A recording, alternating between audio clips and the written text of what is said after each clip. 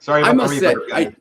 Brandon, I know you have things to do and housekeeping to attend to, but I have to say, I'm really looking forward to finally seeing that movie after seeing that opening 20 times. That's true. Hello, everybody, and welcome to A Blockbuster Year 1985. I'm Brandon Mandel. With me always is Jay Ryan. Tonight we are talking about Disney's One Magic Christmas. Let's pop in the tape.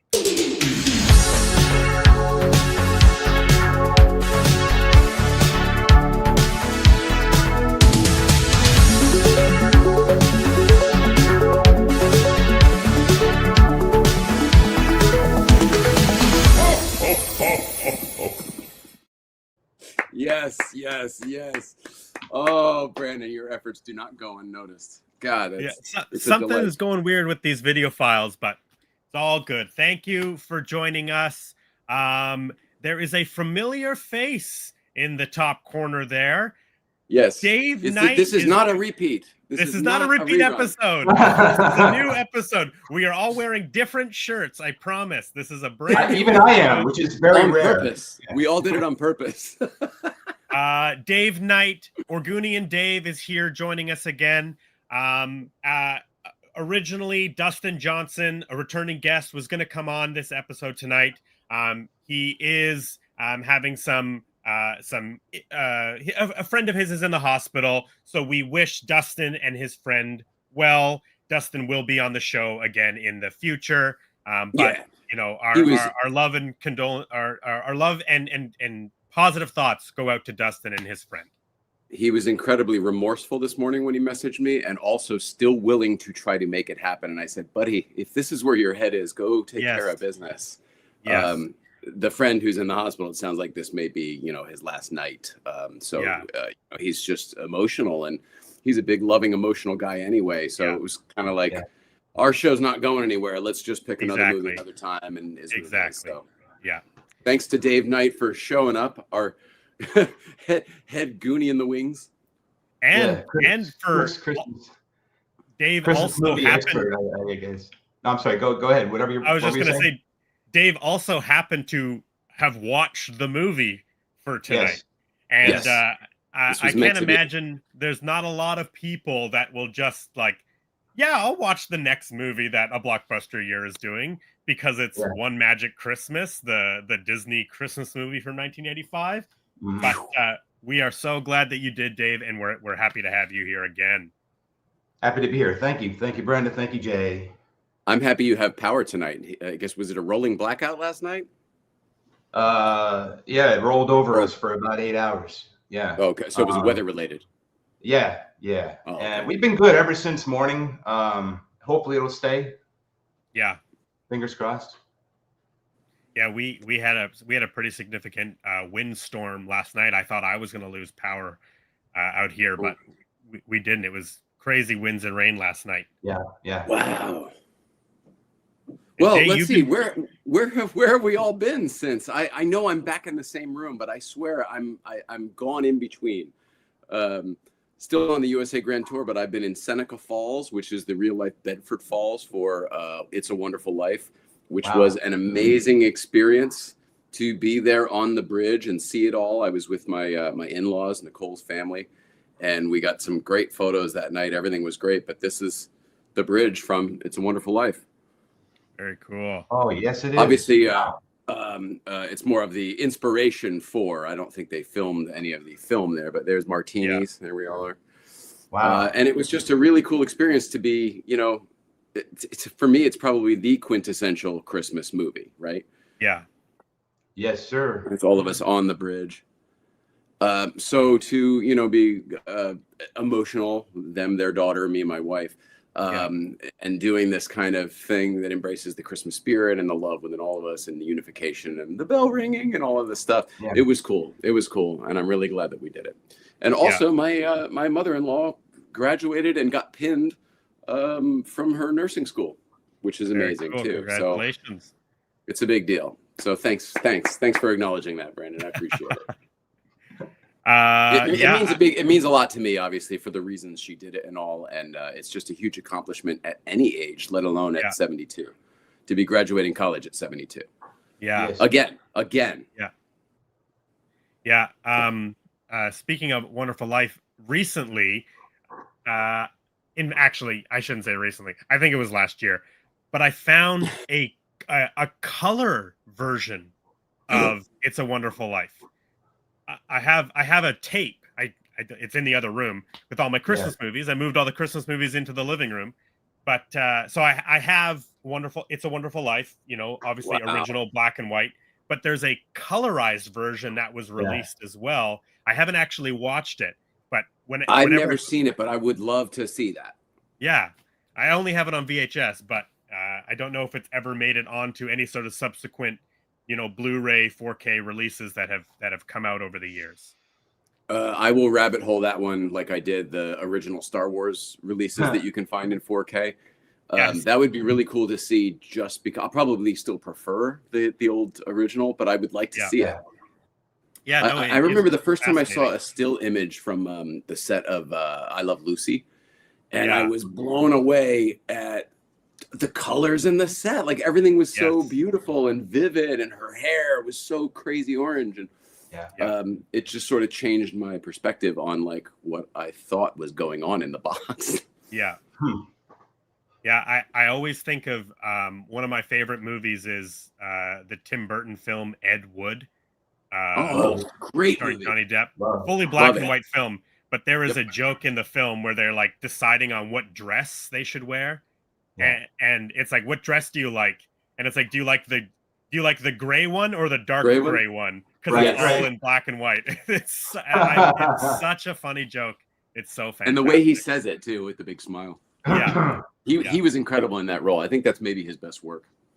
I really, really love that movie. Bela Lugosi also is great in that movie. It's right. He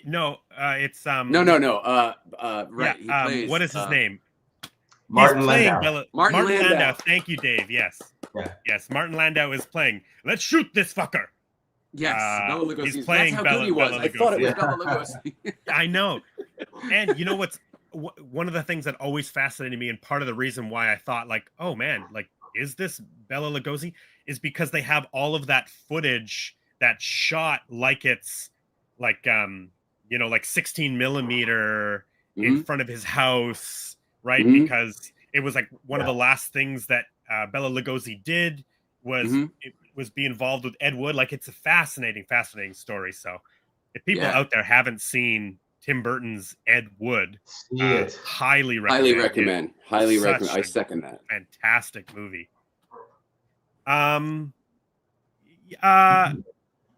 Okay. Where have you been this week, Brandon? How's your week been? It's been okay. I don't know if I said on the show last week, but we had a little bit of flooding out here in our area. My house was not affected, but my parents' crawl space got some water. My sister's garage and part of my dad's garage at their place got some water. So we've just been dealing with like drying that out, moving everything out of the way. Nothing really got destroyed or anything. The odd little thing here, nothing too crazy and important. So just been dealing with that. Good. Lots of weather, atmospheric rivers out here on this side. I think Dave, you're probably experiencing the same sort of thing with that Pacific Northwest weather. Yours and my weather are kind of basically the same. But yeah, I've just been at home. I was speaking more in reference to Christmas stuff. You've got a couple movie cars out there on display. Oh, that's what you're referring to. Yes. Well, it's in the spirit of the holidays. Yes, I don't have any pictures, but I believe, you know what? It's probably not actually on our Instagram yet because it was a story post, but I should make an actual post. You've reminded me to do that. So if anybody is in the area, British Columbia, near Chilliwack, British Columbia, where I reside. Oh, you're right. Our shop, Stone Speed Shop out here. I have a couple National Lampoon vehicles on display for the rest of the year. The Wagon Queen family truckster from 1983's Vacation, but then we also have the 1989 Taurus station wagon from the opening of Christmas Vacation with the big tree on it. Can we chat about that for a second? I think I would assume a layman here that the family truckster would be the bigger draw for people to come over because it's so abstract, it's so crazy. Even if you don't know what it is, you're like, what the hell is that? Yeah. But for me personally, I have a stronger attachment to Christmas Vacation and that '89 Ford Taurus. Do you find that the fans gravitate towards one or the other? You know what I actually find is that everybody thinks that the Wagon Queen family truckster is in Christmas Vacation. Because if you see any knockoff, I should say, any knockoff Christmas ornament, any knockoff Christmas Vacation shirt that shows a big Christmas tree on top of a car, 95% of the time, it is on the green Wagon family truckster. Right. I've seen that too. T-shirts and sweaters and stuff. And that car does not appear anywhere in Christmas Vacation. The only car that they have is the Taurus station wagon, and then obviously Cousin Eddie's RV. But yeah, people always assume that just because they've seen all those other Christmas decorations, T-shirts, Christmas cards, everything, that they think that the tree is supposed to be on the green wagon truckster. Now, correct me if I'm wrong. There are 5 vacation movies, I think, total. It's only in 2 of them, which is the original, National Lampoon's Vacation, and then the remake, Vacation with Ed Helms. Is that correct? Yes. Okay. I believe those are the only 2 movies that actually show the Wagon Queen family truckster. We just watched the remake with the in-laws and my brother-in-law and his wife over the holidays. Yeah. And it was surprisingly enjoyable. We all weren't expecting much, but really liked it a lot. I'm a big defender of it. I think it's actually quite funny. And I think it's a good movie. It has just enough like making fun of the fact that they're remaking a classic film. They acknowledge it early on. They're like, of course it won't be the same, but it'll be different. But it'll be This one has 2 boys. No. The only thing I will say is that like it kind of I guess you could argue that the way Ed Helms plays Rusty is very much like his father, right? Like he's goofy, he's clumsy, he's kind of, stubborn. What's the argument? The argument is that like would he be like that, right? Or would he be so? I don't know. I'm just thinking, I'm looking at all the other Rusties in the other movies. They're so opposite of what his dad is. But that is like, so that's the only thing I've ever heard. Thing. I agree with everything you just said, except that when I was a kid, I was completely different than my parents. And now that I'm in my 40s, guess who attributes all the same traits that my parents did when they were in their 40s and I was a little kid. So I find that I am turning into certainly my father. Just to clarify, that is not my critique. That is just a critique I've heard about the film. Oh. Because I like I said, I actually really like that movie. I think it's a lot better than people give it credit for. Also for me, Christina Applegate, because she that was probably one of the last things she was doing with some good physical comedy in it before she was diagnosed with MS a few years later. Exactly. And that, and she would have been doing her Netflix show, I think, after that with Dead Like Me.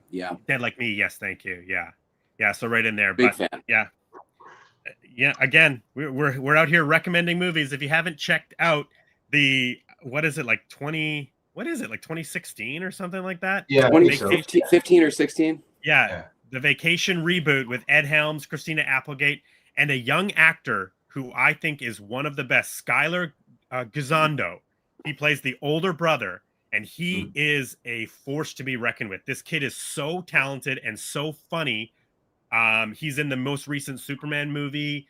He was on The Righteous Gemstones, the HBO show, the Danny McBride show. He's a fantastic young actor, and he's so good in the Vacation reboot. Yeah, I didn't see anything else that you just mentioned, but he is a scene stealer in everything he's in Vacation. The stuff really with the little brother is hilarious. The stuff where he's being vulnerable with the girl, and the dad comes in and embarrasses him. It's just fantastic. Yeah, love it. There's it makes me want to watch it again. I think I've seen it like 4 times. Because I really enjoy it. It is a super fun watch. And they really give the right amount of nuggets for the original fans. Yeah. Yes. I'll give it another shot. I only saw it once, and it just really didn't do it for me. But I guess maybe I need to give it another chance. Or we're delusional. Both are possible. Yeah, I guess. Very possible. Brandon and I like movies so much, sometimes we give weird things a pass. You know, that's a really good way of thinking about it. There's lots of movies where I go like, hey, they tried really hard. You know, yeah, I know what they were going for, so I like that version. Exactly. I can see what they were trying to do. Yeah. And then you fall in love with the concept versus the finished product, and you're like, yes. Yeah. Okay, so before we get into the movie, I do want to talk about one more thing, and it is a very, very sad thing. This week we lost one of the most incredible filmmakers, people, political activists. We lost Rob Reiner in a very, very tragic and dark way. Obviously, lots of information is coming out at this point. Don't really want to get into all of that on this show. But what I wanted to do is we were going to cover Rob Reiner on this show. He has a movie that came out in 1985. It's a film I've never seen. It is called The Sure Thing. It stars John Cusack and Daphne Zuniga. Yeah. Who people will know from Spaceballs. This is the film he made. I've never heard of this movie. Melrose Place. I had never really heard of this movie either, but this is the movie he made right after This Is Spinal Tap. So it goes, This Is Spinal Tap, The Sure Thing, into Stand By Me in 1986. So I just think it's so interesting that there is this movie in between.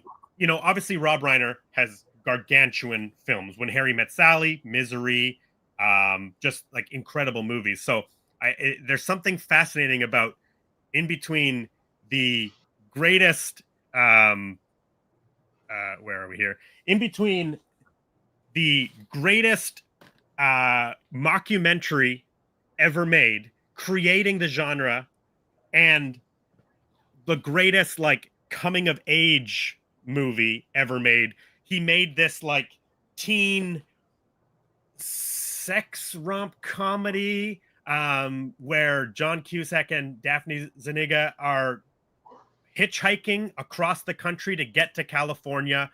She's trying to meet her boyfriend in California. There is a hot girl that is ready to hook up with John Cusack in California, and they travel across the country together. So we eventually will talk about the film, but I just wanted to take a minute and just sort of talk about Rob Reiner and any sort of connections you guys have to him, because like I'm telling, like This Is Spinal Tap is one of my favorite movies of all time. Stand By Me, again, it was like one of those movies my grandma had, and I just watched it because it was about kids, and it kind of just like it seeped into my pores. Obviously, you know, the Princess Bride, one of the greatest fantasy comedies of all time. When Harry Met Sally, one of the greatest romantic comedies of all time, reinvented the genre. And Misery, you know, not to mention A Few Good Men's, The Bucket List, creating the term The Bucket List. So I just wanted to, do you guys have any thoughts or any love for Rob Reiner and his films and his career? Jay, would you like to? Well, it's a huge loss, obviously. Yeah. For the industry, the I would say the Hollywood community. I mean, not that I speak for them, but it just seems that it's it seems like he was just widely and unanimously loved. I never met him. I never crossed paths with him.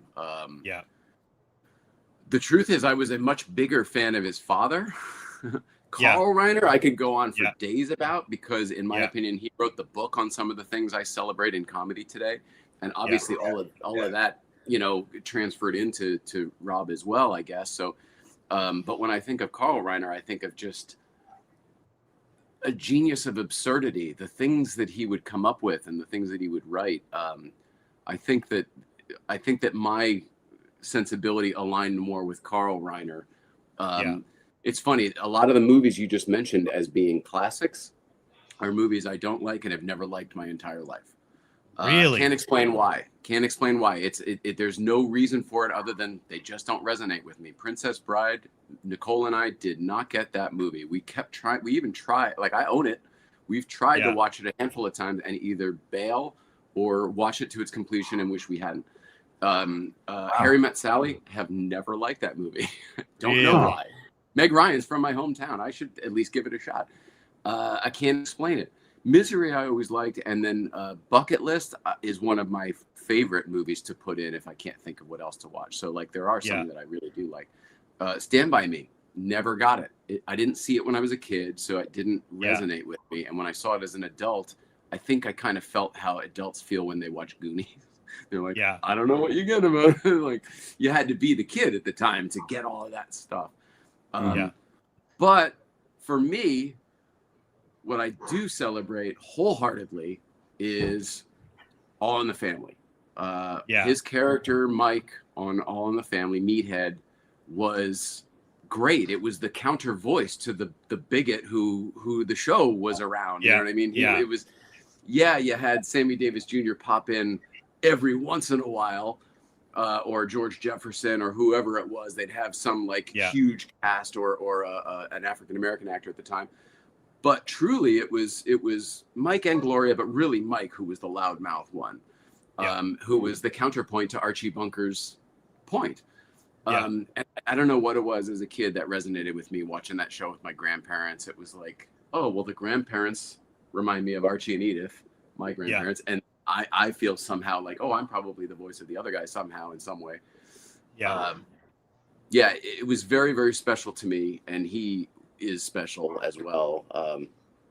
It's weird. I don't have the same appreciation for him as a director, but as a human being, definitely huge loss. I mean, huge political activist as well. I mean, I have so much respect for the things that he fought for, besides, you know, being a actor and a director and a producer.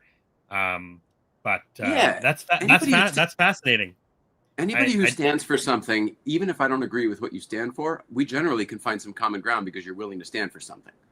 And he definitely, you know, stood for, I think, a lot of goodness. Goodness and kindness. And kindness. I mean, absolutely. I would love whenever I would see him on a talk show or whatever. You know, and Rob Reiner talk instead of the director. So the other thing for me is that, like, one of my favorite people in the world is Albert Brooks, the comedian. Huge. And Albert Brooks and Rob Reiner have been friends since high school.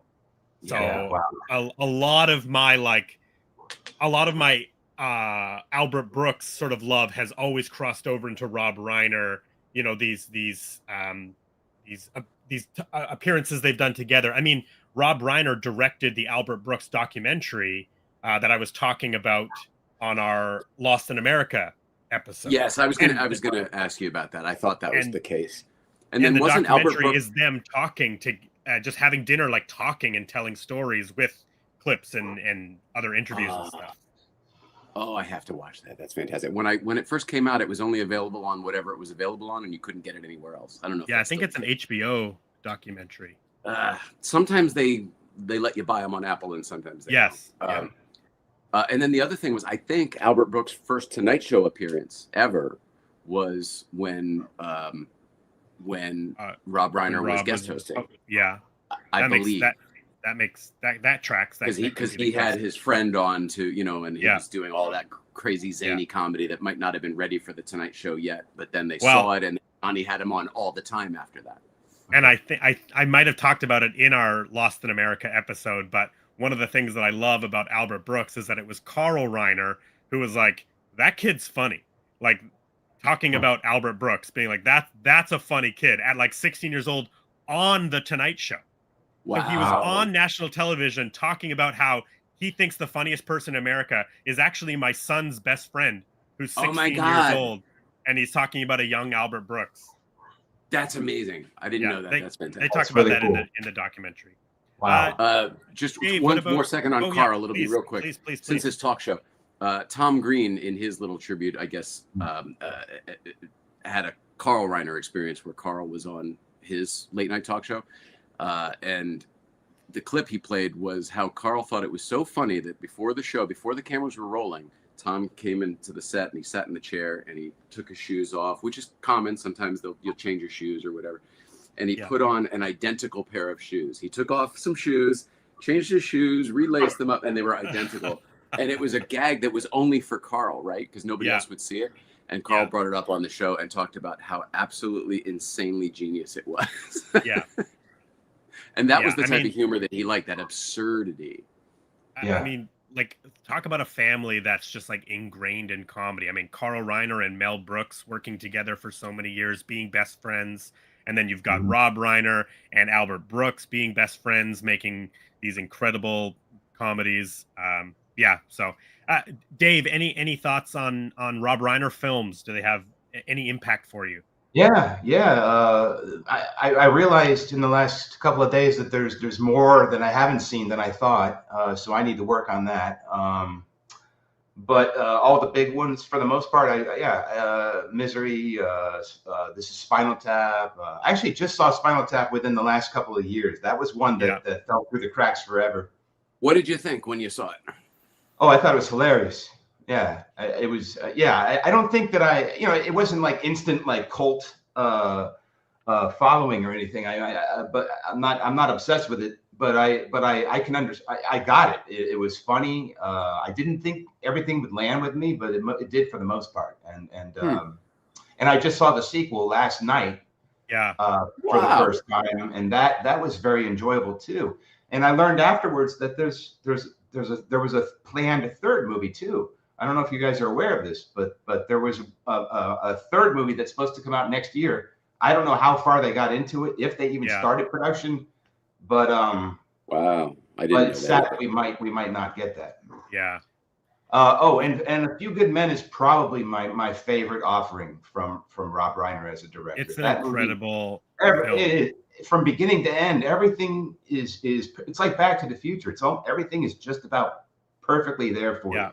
You can't nit. Yeah. Is that Rob or is that Aaron Sorkin? I mean, the 1-2. It's okay, perfect. Yeah. A Few Good Men was one of those movies that I hadn't seen for many, many, many years. And one afternoon, Renee and I, we just were like, we got to see A Few Good Men. How, like, you can't handle the truth is like one of the most iconic quotes of all time. We're like, we need to know the context of it. So we sat down and we watched A Few Good Men. You had never seen it? This was like years ago. I saw it. So okay. It was just one of those movies that like it loomed large in pop culture, and I just hadn't gotten around to it yet. But it's a fantastic movie.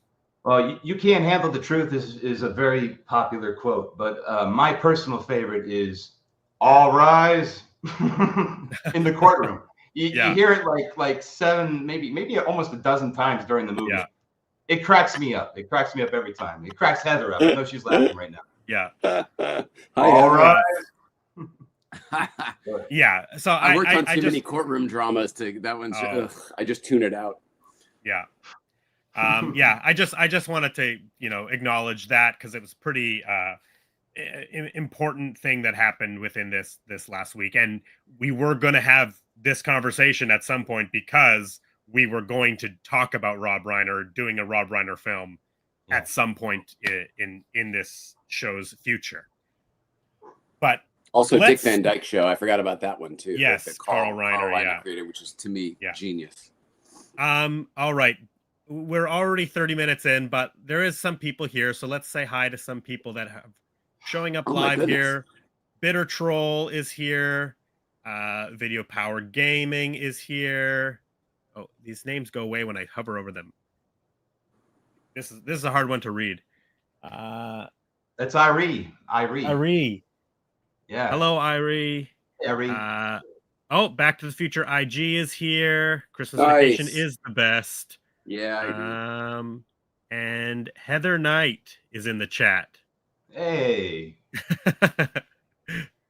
Yes. Her Wedding Invitation quoted When Harry Met Sally. Oh, interesting. Yeah, it did. Yeah. Thank you for being here.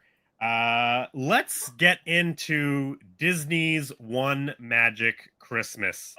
Had either of you guys seen this film before?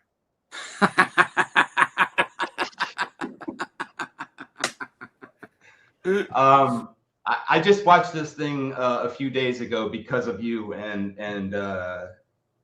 thank you. Yeah, I watched it today because of you, and I've told 2 people about it since. now 4, I guess. Yeah, when I was explaining it to people, I have to explain that there are only 2 Christmas movies made in the year that we're doing podcasts about movies. Yes. So it's not like we can't just do any movie. It's not like we chose the obscure ones. Well, and even like our first Christmas episode was To Live and Die in LA, which is a stretch. You know, it's a thing that I was doing more as a bit because it technically one of the scenes takes place on December 24th. Right. I was also toying with the idea of doing Spies Like Us because a lot of it happens in the cold, snowy winter, right? Exactly. So love that movie. Love that. We had to do these 2 movies this month. There was no if, ands, or buts about it, right? Horror month, we were a little bit more flexible. You know, we figured we had to do Freddy and Jason. That's big. But if we were trying to do One Magic Christmas or Santa Claus: the movie in July, it would not have been good. We can do Freddy versus Jason versus Gideon. Yes. Oh my God, that's great. So what I gather is this viewing was both of your first time watching Disney's One Magic Christmas. I cannot believe that they put their name on this movie. But yeah, I know. And you probably had no idea where this movie went. Sir, you are nailing it. You are correct.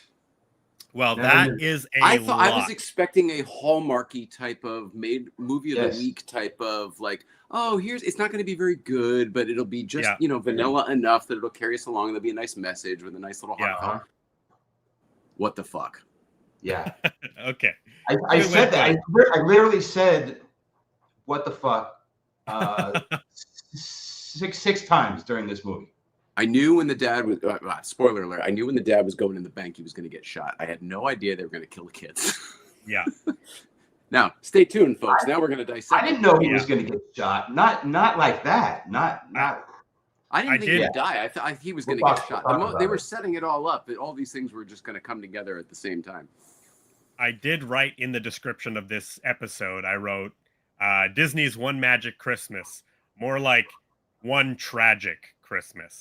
Because it goes overboard. Now, that being said, and it doesn't resurrect itself until like the last 5 minutes.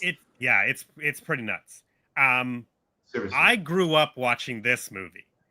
Oh. So I have seen this movie multiple times. Mm-hmm.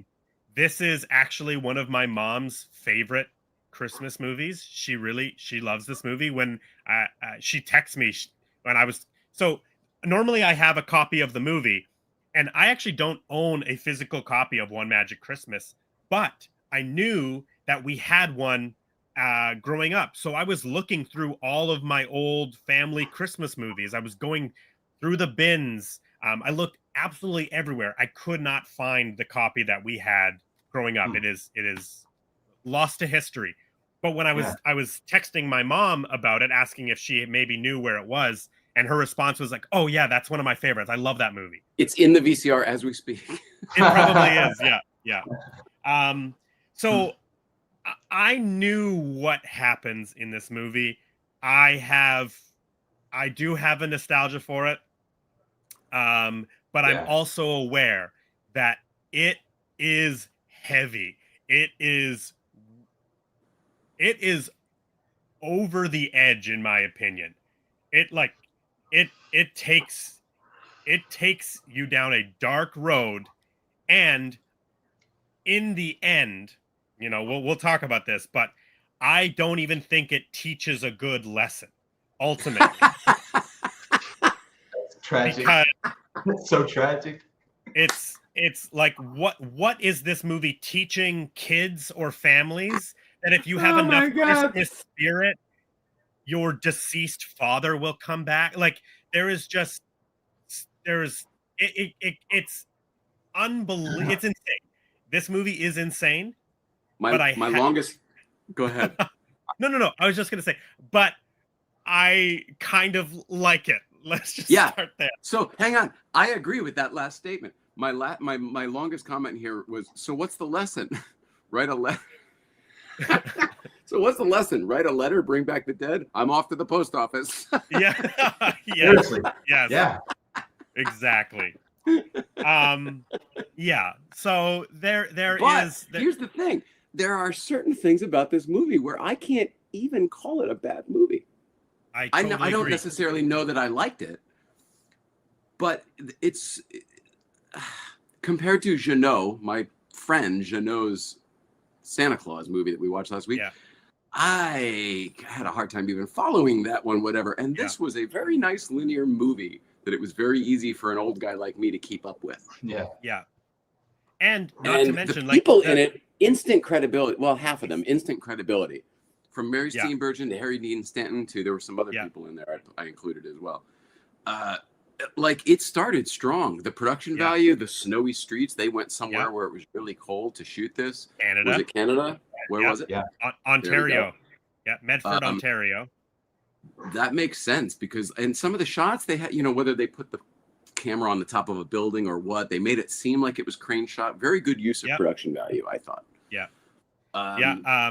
But when it comes to storytelling, I am so 100% on board with you because part of the reason why I think I have nostalgia for this film is Mary Steenburgen, Harry Dean Stanton, two actors I thoroughly love. I mean, totally. that's our Claire Clayton, right? Like I will follow Mary Steenburgen to the ends of the earth, right? Love her. Harry Dean Stanton, one of our most interesting actors. Like the prime example of like a film face Harry Dean Stanton has. And he's just a interesting actor to watch. He doesn't do much acting, I think, which is his magic. He just kind of is there and you absorb him. Yeah. Just I mean, he's great. He's I mean, he had very few lines in this. He's just got the hat and he's just kind of being himself and it's perfect. I'm trying to remember his name in Alien. Brett from Alien. Where's my movies here? I pulled my Harry Dean Stanton faves. So we've got obviously. My aunt gave me another set of reading glasses. Oh, those are the clickovers. Those are cool. Clickovers.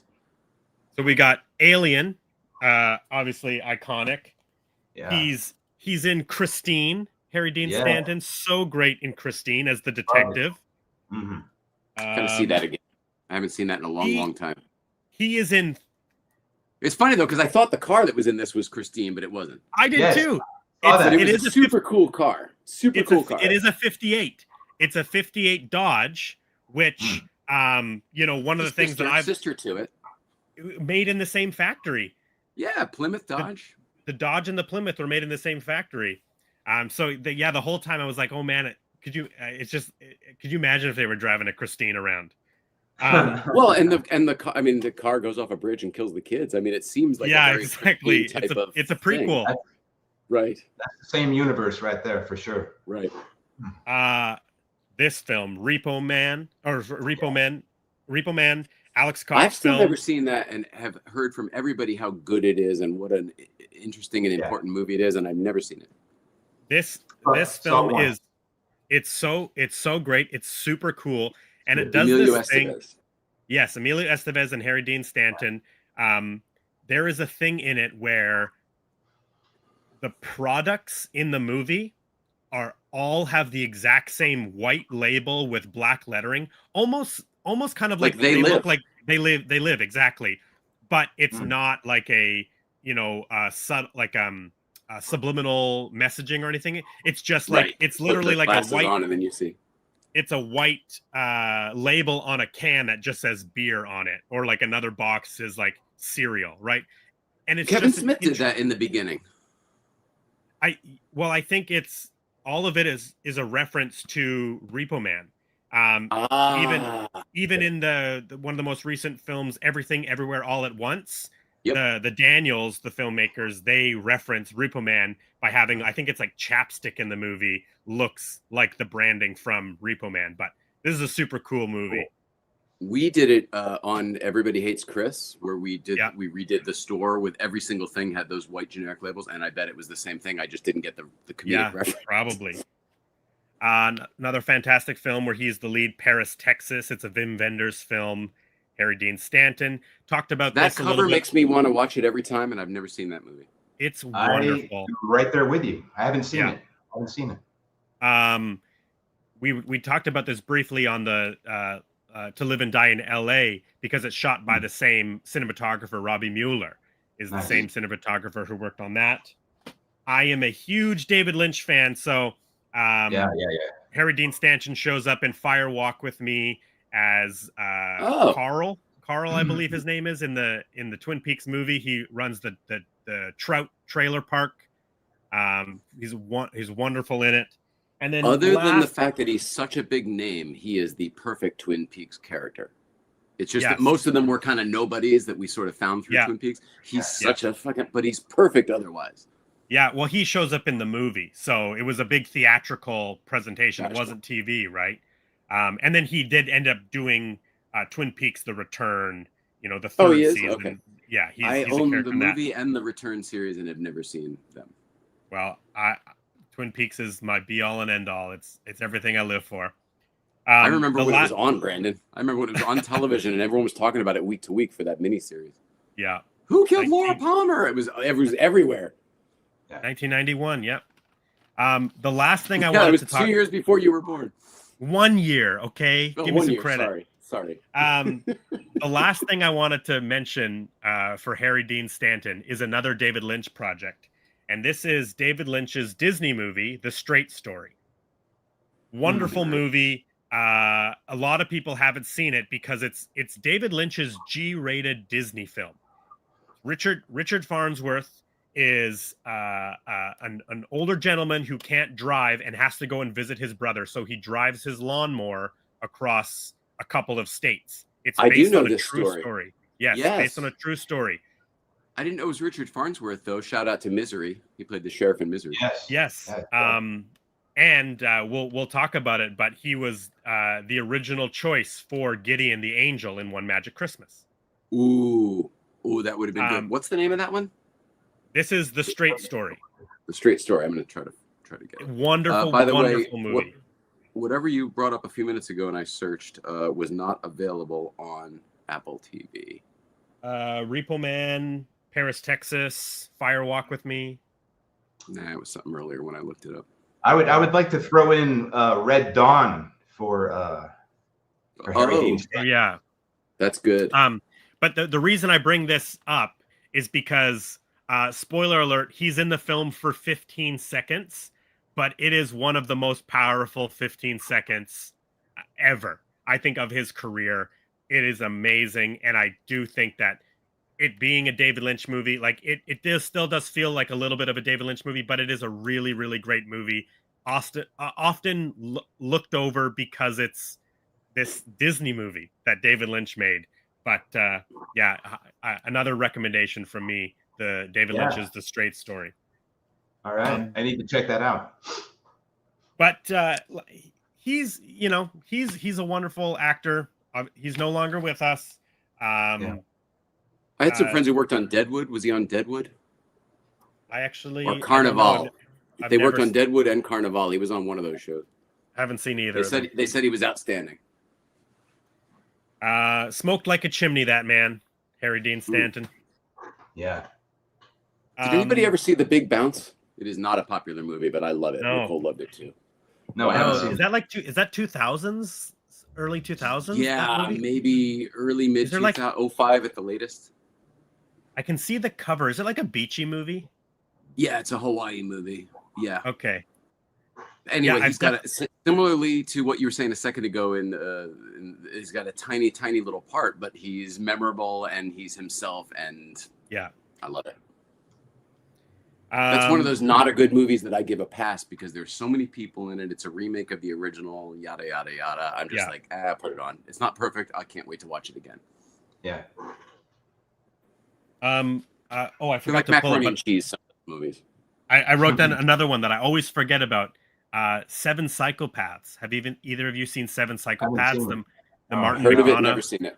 Yeah. Nope. Martin McDonagh made In Bruges. He made 3 Billboards Outside Ebbing, Missouri. He made a film a couple years ago called The Banshees of Inisherin with Brendan Gleeson and Colin Farrell. Fantastic film. But he made this movie, Seven Psychopaths, and Harry Dean Stanton plays a silent character in the movie, but has such a face and such a scowl that you get perfect everything. For him. Yes, it's perfect. This casting. Is what we were you just sit there and you absorb him. Yes, exactly. Awesome.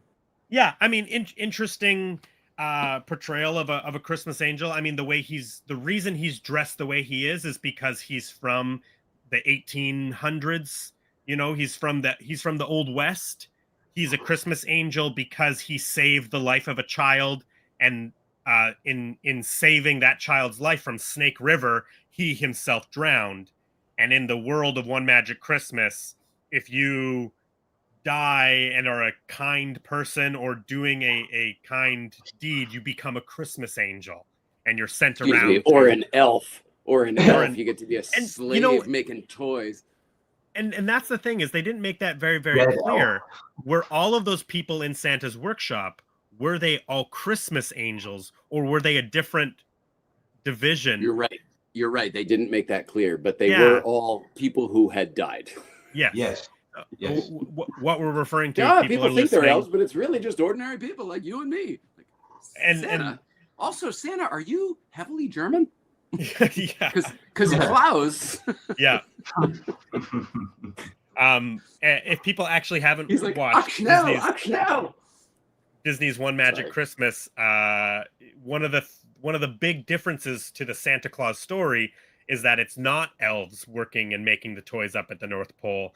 It is everyday people from all around the world that have passed away, and it's like we were saying, it's not made exclusively clear if they were good people that were doing good deeds and are Christmas angels like Gideon, or if they're just good workers. I assume they're good people. They might not have been Christmas Day deaths, but they must be good people. Yes. But it's otherwise they'd be leaving parts off, and it would be like the other one where the like Santa Claus, like Patch's Christmas machine. Yes, exactly. Can't wait to watch that one again, by the way. Since we're talking about little actors, let's talk about Mary Steenburgen, because Mary Steenburgen plays Ginny Granger. She's the mother of 2 children. She has her husband Jack, but obviously Mary Steenburgen is a legend at this point. You know, she's in Back to the Future 3, as we mentioned. She's Claire Clayton. Everybody knows her from. When she was cast as Claire Clayton, did that seem unusual to anybody else, or were you all like, "Yep, perfect, that's Mrs. Doc Brown"? Of course. I was on board because I didn't know her. I'd seen her in like Parenthood or something, but I wasn't a fan. I didn't know her work to like love her or anything. Yeah. At the time when Back to the Future came out, I knew Mary Steenburgen best from Time After Time, which has so many parallels with Back to the Future 3 that I was on board. I was so on board. Whoa, Time After Time. Okay. Yes. I'm learning a lot. I wasn't born yet, so. You're hilarious. That was 2 years before I was born. This is very funny. She's always been Claire Clayton to me. Yeah.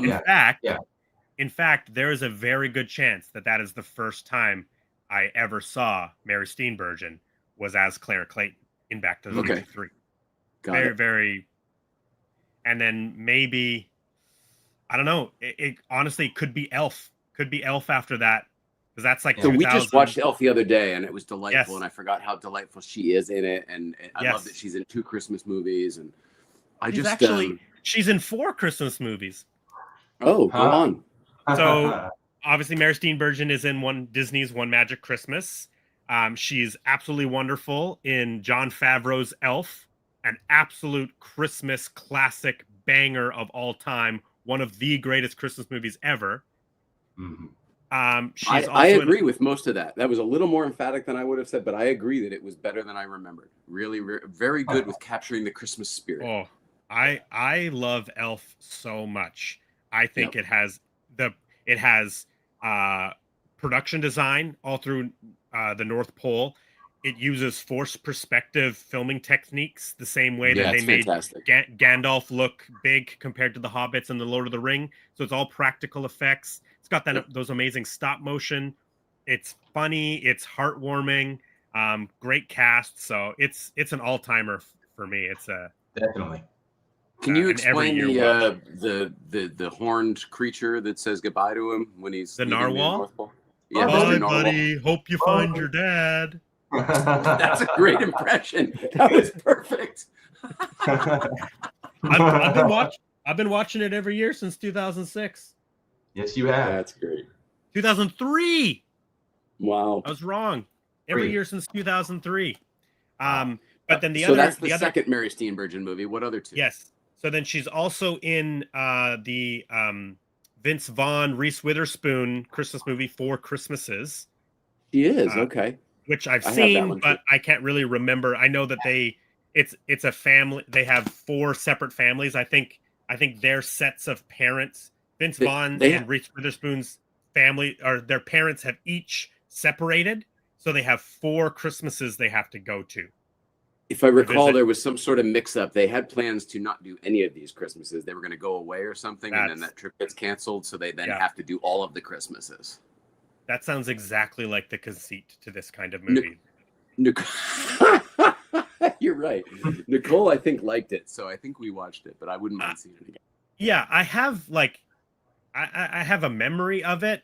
I actually can't think if it's positive or negative, so we'll call it neutral. And then the last one is actually one that just came out a couple of years ago.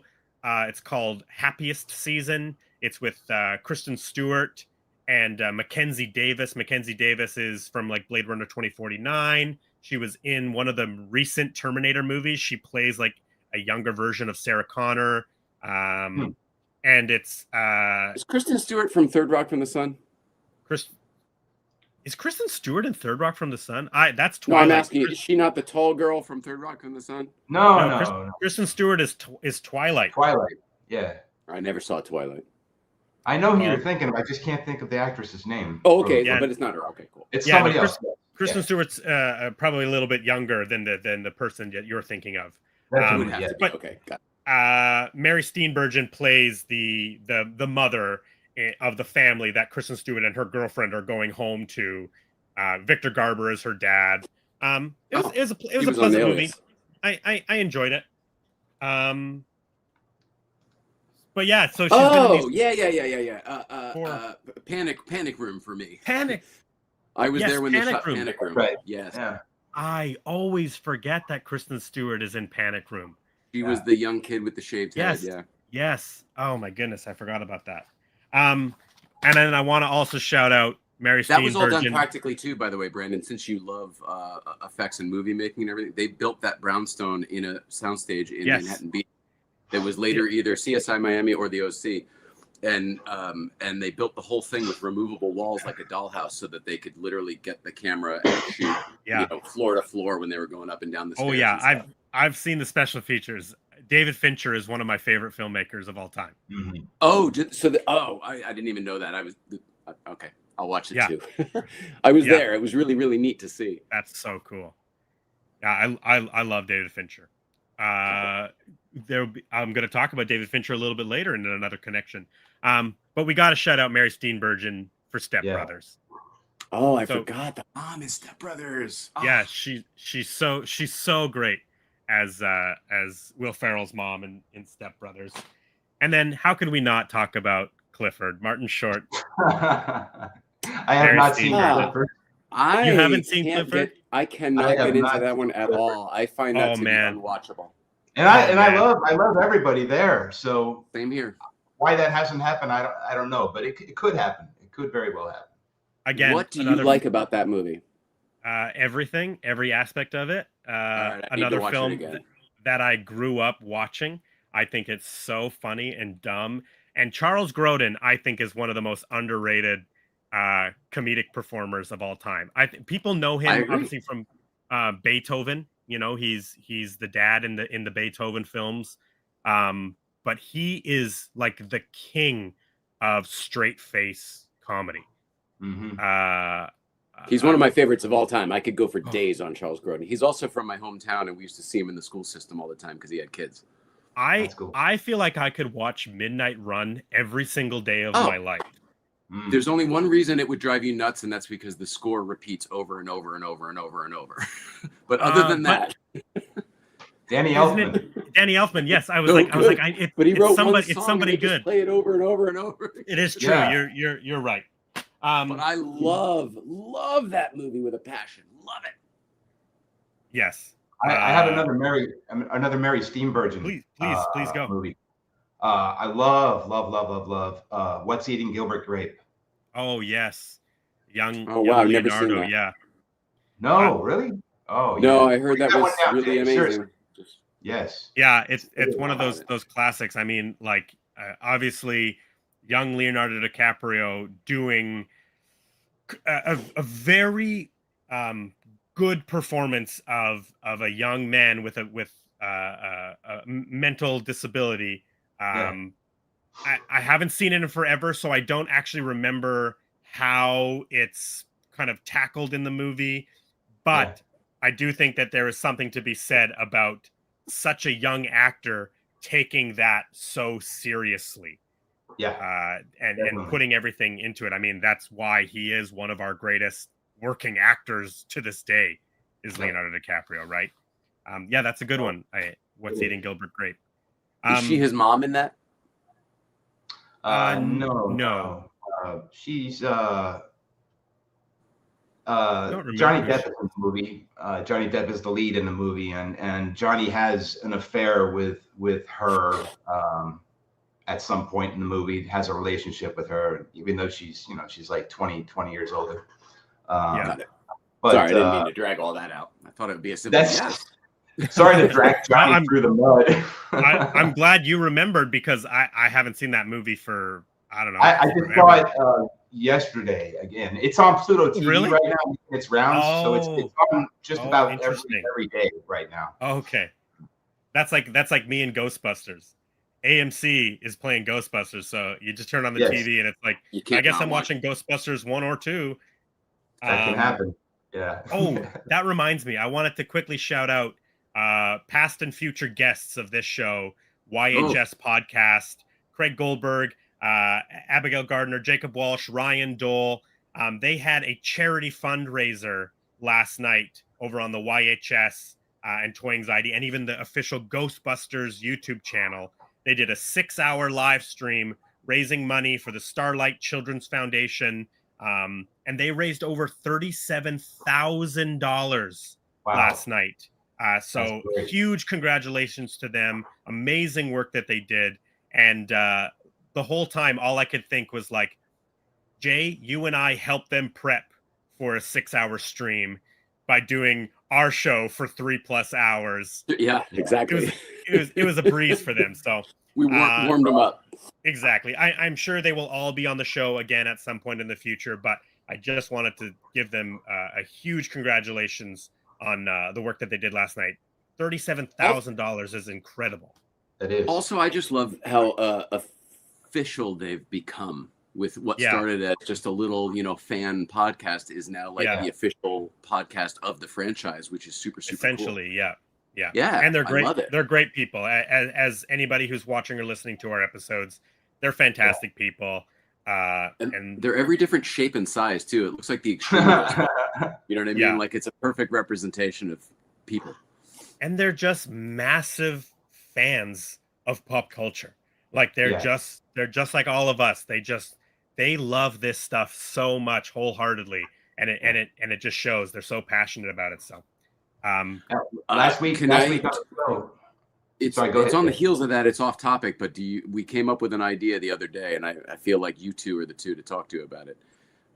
When I was, I'm helping Dustin on his Monday nights on the other show. Yeah. And somehow we were talking about the Goonies anniversary, and it's impossible to talk to any one of you without talking about the 40th and what a great time we all had, and on and on and on. And then, you and I, Brandon, have had some ideas for how to tie what we do into some Goonies stuff in the future and whatever. And then somehow it came up with, I think we're going to do some version of a podcast live at the next Goonies event, like in the theater where the panels were and everything. The Q&A, yes. And I think that we should all work together on this, because I think it's the type of thing we would all end up doing together anyway. Mm-hmm. And I know that this isn't really the time or place to talk about it, but it was a fresh idea, and I love behind the scenes stuff when I watch podcasts. So here's a little bit of a production meeting idea. So stew on it, think about how we can do it and how we could make it better. We already have some pretty good ideas. I'm already stewing, brother. And we can do some groundwork when we're there in a couple of weeks, whether it's booking rooms or talking to people or whatever. Yeah. And I think our Astoria folks would help us wherever we need help, I think. Absolutely, man. Bringing it back to YHS for a second. I mentioned last week, I thank you for introducing me to some interesting, really cool people. Them being three of those people, and I subscribed to their channel, and I found that they did a retrospective on Exorcist 3, aka Legion, which I enjoyed that so much. I'm a fan now. Thank you for introducing. No, they're wonderful people. They are. They did their own horror month. They were doing covering a bunch of movies in October. Saw that. Oh, cool. We were talking about Mary Steenburgen. Any other thoughts on Mary Steenburgen? Oh, she's wonderful in Curb Your Enthusiasm. Her and Ted Danson. In Curb Your Enthusiasm are amazing. Any other Mary Steenburgen thoughts or love you want to share? No, she just brought credibility for me. I think she's so cute in that Time After Time movie. I strongly suggest check that out. She's just glowing. That was 1979. Is that the one you're talking about? Yes, sir. Yeah, Malcolm McDowell, David Warner Warner playing Jack the Ripper. Yeah, I had nightmares, literal nightmares from this movie when I was younger. So I've never seen it, but when I was looking, doing the research for the show, I saw that and I was like, oh, what is this movie? And I saw Malcolm Feldman's in it, and Malcolm McDowell is playing H.G. Wells. Yes, and I was like, oh man, I gotta see this. I gotta see this movie. Yeah. And MC Gainey's in it. Jack the Ripper. You're like, gotta see this movie. One of the other things that I actually didn't know this. I didn't know that Mary Steenburgen is an Academy Award winner. I had no idea. Okay. For a 1981 film, she won Best Supporting Actress for Melvin and Howard, a Jonathan Demme movie I've never seen. Never heard of it. Heard of it. Haven't seen it. Yeah. So she won Academy Award for Best Supporting Actress for this film in 1981. One of the things that happened with One Magic Christmas through production is that it was actually conceived in 1976 as like a one-page outline from Philip Borso, the director and writer, who we'll talk about in a little bit.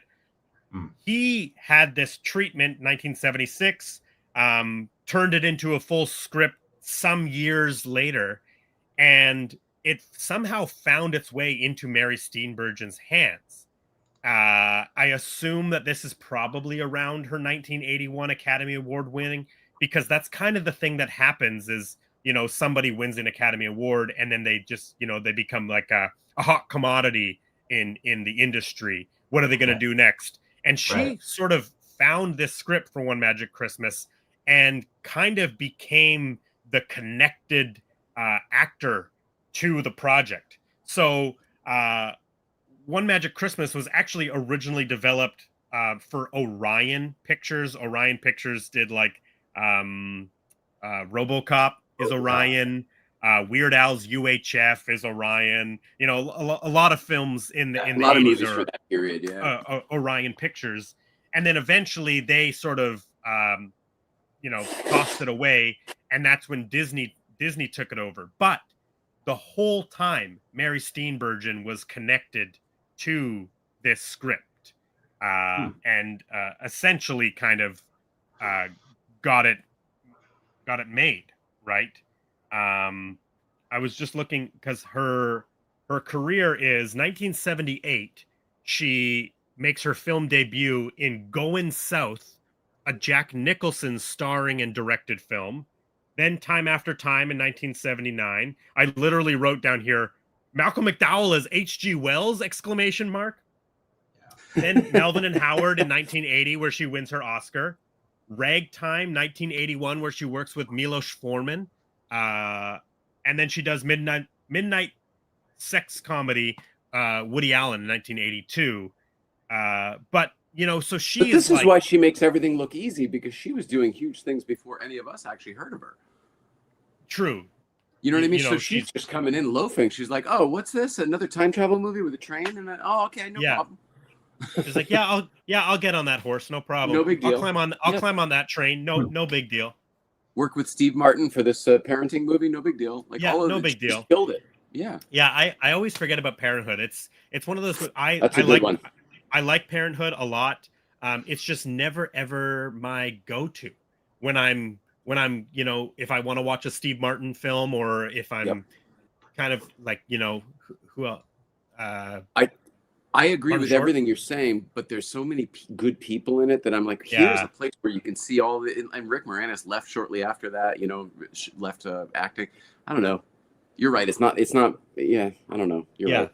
And it's Ron Howard. Ron Howard directed. Yeah. Ron Howard. Okay. Yeah. But I don't know. Jason Robards is in it, and Diane Wiest is in it, and Joaquin Phoenix is in it before he was when he was still Leaf Phoenix. Leaf Phoenix. Yeah. I don't know. Martha Plimpton, shout out to our Goonies fans. She's in there. Yeah. Keanu Reeves is in it as her boyfriend. I forgot. I forgot about tons of people in it. Yeah. I'll have to give it a revisit.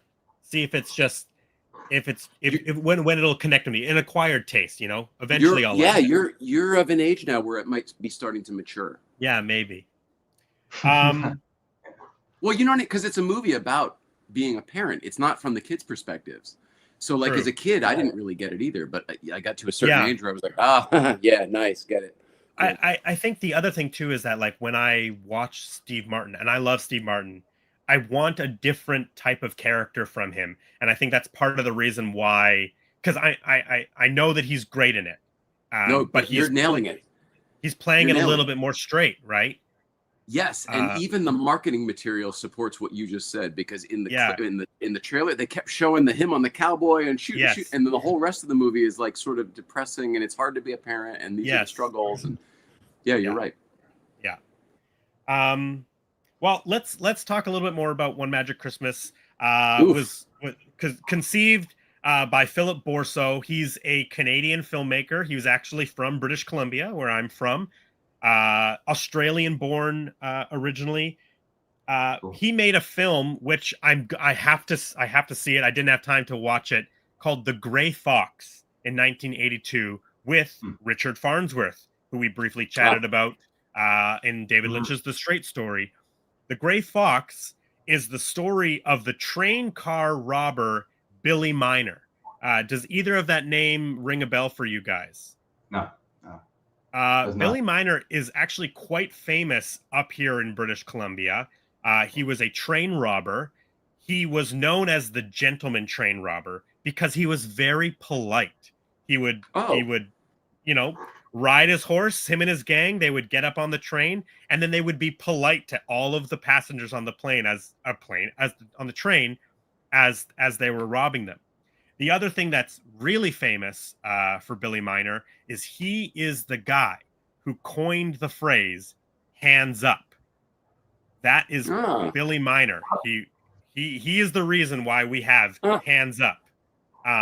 So I'm actually really interested to check out this film from 1982, The Gray Fox. Which what did they say before that? Reach for the sky. Yeah, maybe. Yes, stick 'em up. Stick 'em up. Yeah. Yeah. So he doesn't have a lot of credits. In 1985, where would the Black Eyed Peas be today without Billy Miner? He has another film in 1985 called The Mean Season with Kurt Russell, which yes, is probably worth checking out. I mean, very good movie. Yes. Okay. I'm a little partial to it because it was filmed in South Florida, and that's where I'm from. But okay. And I know some people that worked on the movie. But aside from all that, it's one of my favorites. If I catch it when it's on, I'll watch it all the way through. It's really cool. Kurt Russell, Mariel Hemingway.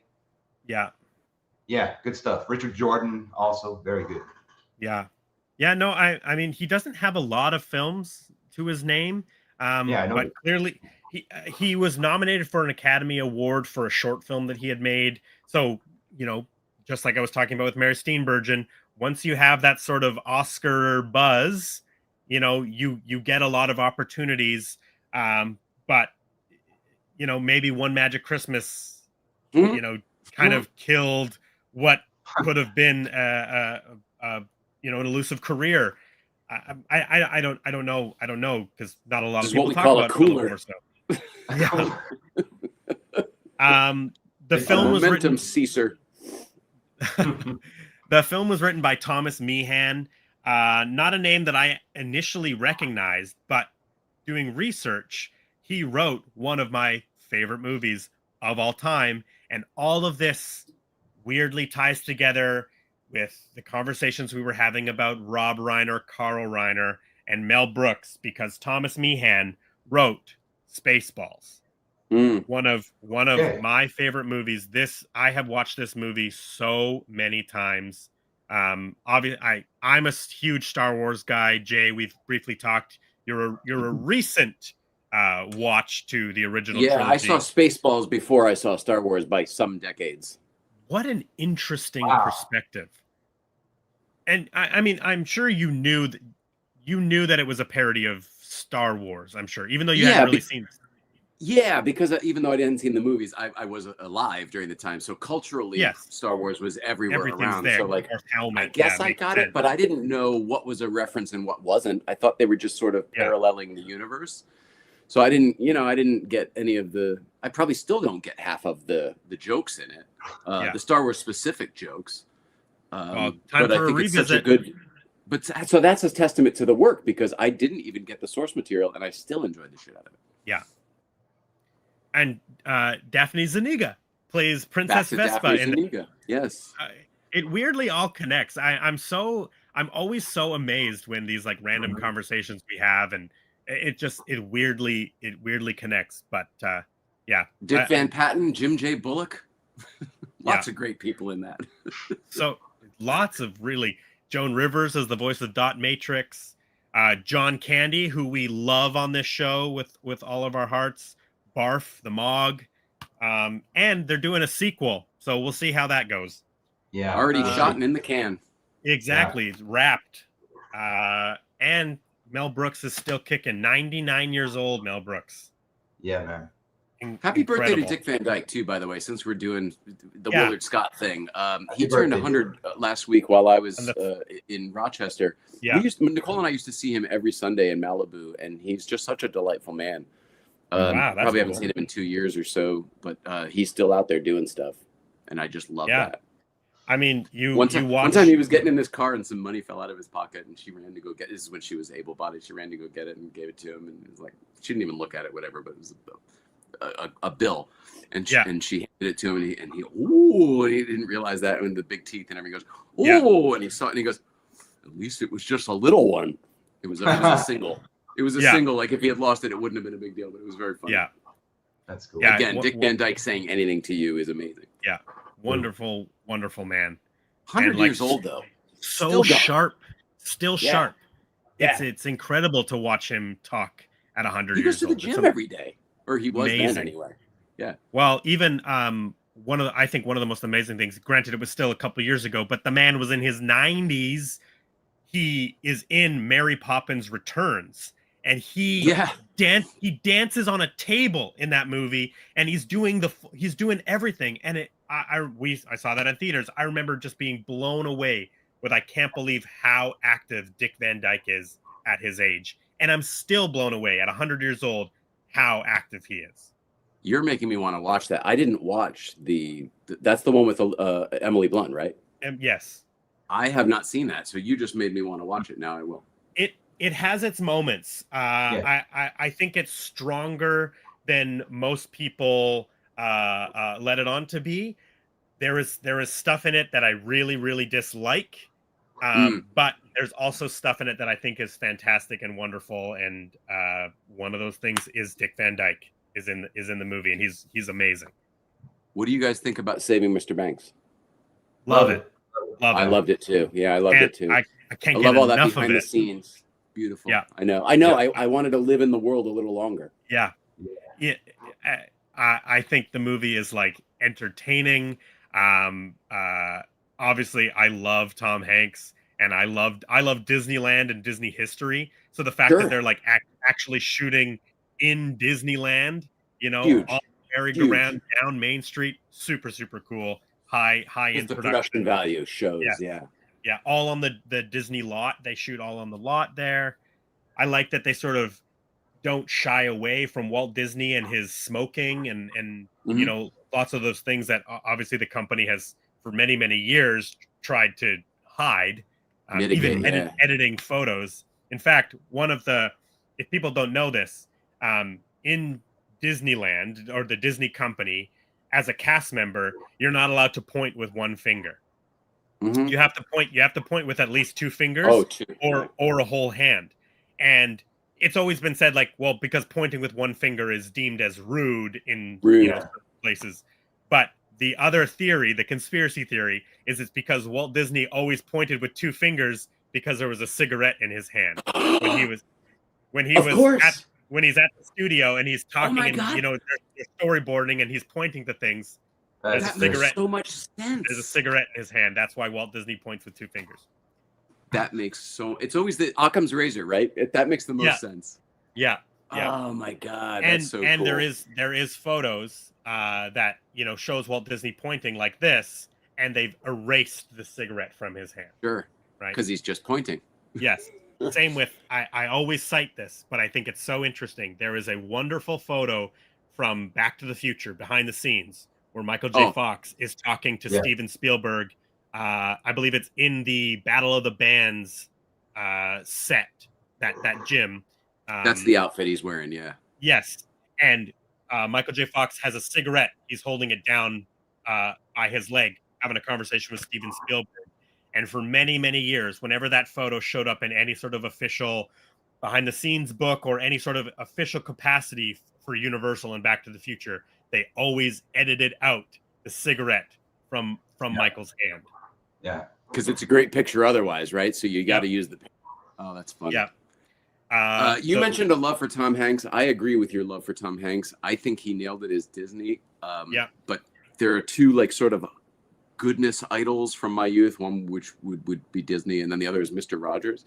Yeah. I could not get into him as Mr. Rogers, and that's a conversation for another day. But I love him so much that I was like, I don't get it, and I want to hear what you feel about that one day. That's the reason why I haven't seen it either. Yeah. For that reason, because I wasn't sure how that was gonna work.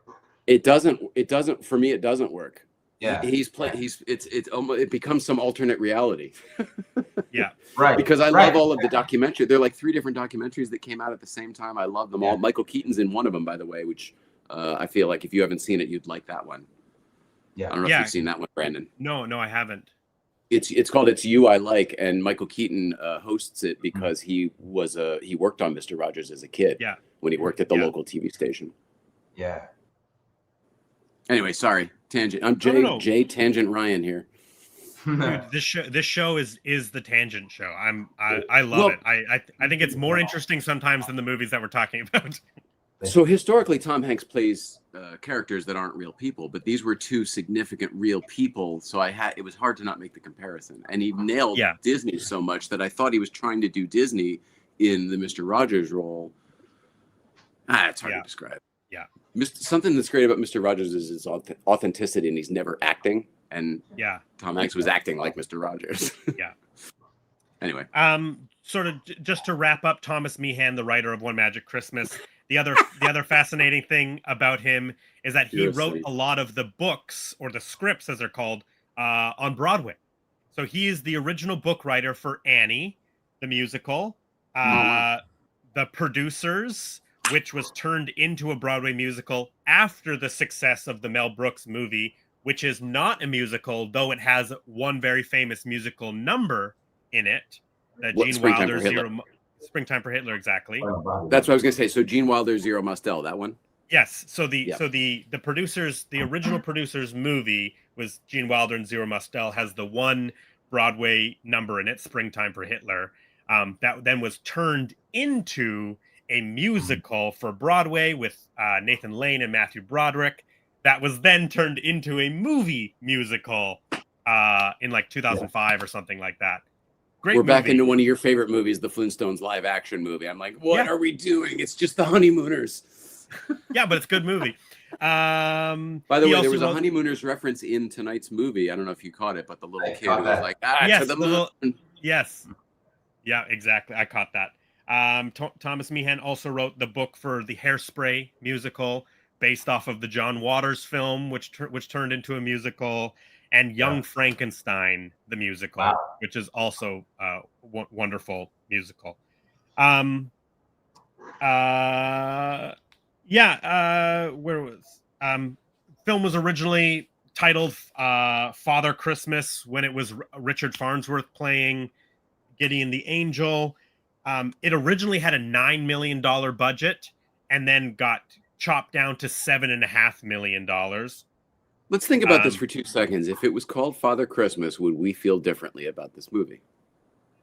If it was called Father Christmas, I would be disappointed at the amount of Santa Claus that was in it, because I would feel like that's what the movie. There's not enough Father Christmas, right? Yes, but then if you're thinking of it in terms of what happens to the father at Christmas time, is it a dark sort of play? Ooh, you know, double entendre. Right.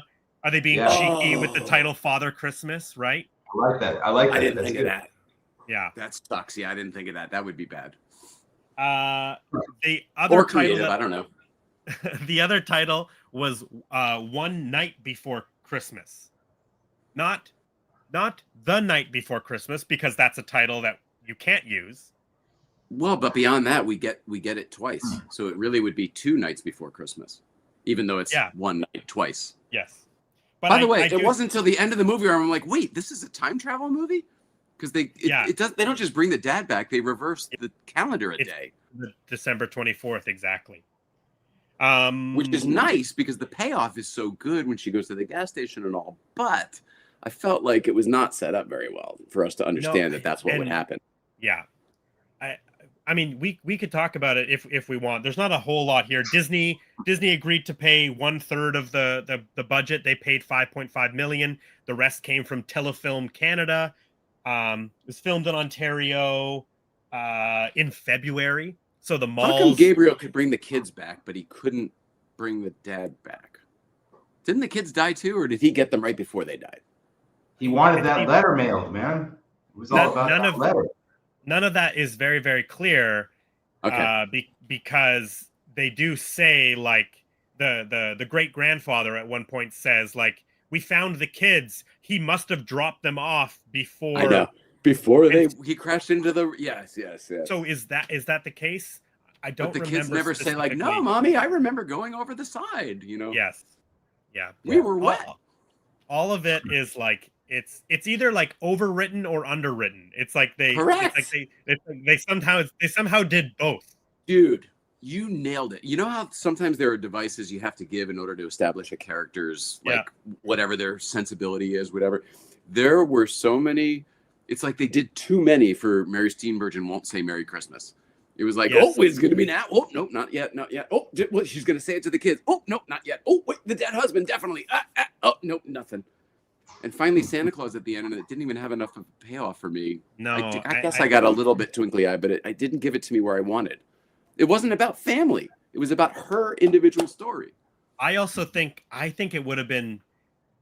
I mean, I think she could have said "Merry Christmas" to Gideon. When she finally mails the letter. She could have said it to a lot of people and not been an asshole. No, I know, but the story structure of her not saying Merry Christmas, the big moment is she finally mails the letter, and then she could have said Merry Christmas to Gideon, which she doesn't. They save that for her saying it to Santa, but I just don't think it's like super impactful. The kids, the husband, Gideon, and then finally Santa. I agree with you. I don't know. Speaking of the kids, little Abby is played by an actress named Elizabeth Harnoy. She goes on to star in 85 episodes of CSI Crime Scene Investigation. She is on the Ted Danson seasons, season 11 to 15. Wow. She's also in the TV show Strangers with Candy with Amy Sedaris. Do you think she got that role because of her friendship with the lead's wife? I don't know. It's weird that she would be on the Ted Danson series and no others. I had no idea. She played Morgan Brody on the show. You'll probably get to this. Go ahead. No. Go ahead. Go ahead. The other girl, the friend, is Sarah Polley, who went on to do Go and so many other things. Yeah. Well, the next thing I was going to ask you is, this film has 2 Academy Award winners in it. Who do you think is the second Academy Award winner? Ladies and gentlemen, Molly Monaghan is played by Sarah Polley, who won an Academy Award for her film Women Talking. She wrote for Best Adapted Screenplay, so she wrote the screenplay, directed that film. She also have either of you watched The Studio, Seth Rogen's Apple TV show? Love it. Yes. Sarah Don't Polley, love it, but yes. I love it. I love it so much. I know. I think you're all under the so I don't. Yeah. Okay. Whatever. It's another time. Go ahead. Oh, I'm curious. What don't you like about it? All of it. Really? It's a real shame because I wanted to love it so much, and it's just too much of a parody on something that doesn't even exist anymore. They're making fun of something that's not even like. I know too much, I think, for this particular subject matter for them to make such a cartoony version of it. I don't know. Interesting. The business wouldn't exist if it was really like that. That is a fair critique because you are a person that has worked and works inside that industry. Don't get me wrong. There's a lot of crazy shit that happens, and I'm sure Seth has seen a lot of it, Seth and Evan, but I feel like they were just leaning into the let's write a funny script versus like make a good show. And people seem to love it. I don't. And I finished it under duress. Well, I mean, I do disagree with you because I do think it is a good show and I think it looks incredible. And all it looks incredible. Production design's amazing. In fact, it's too good.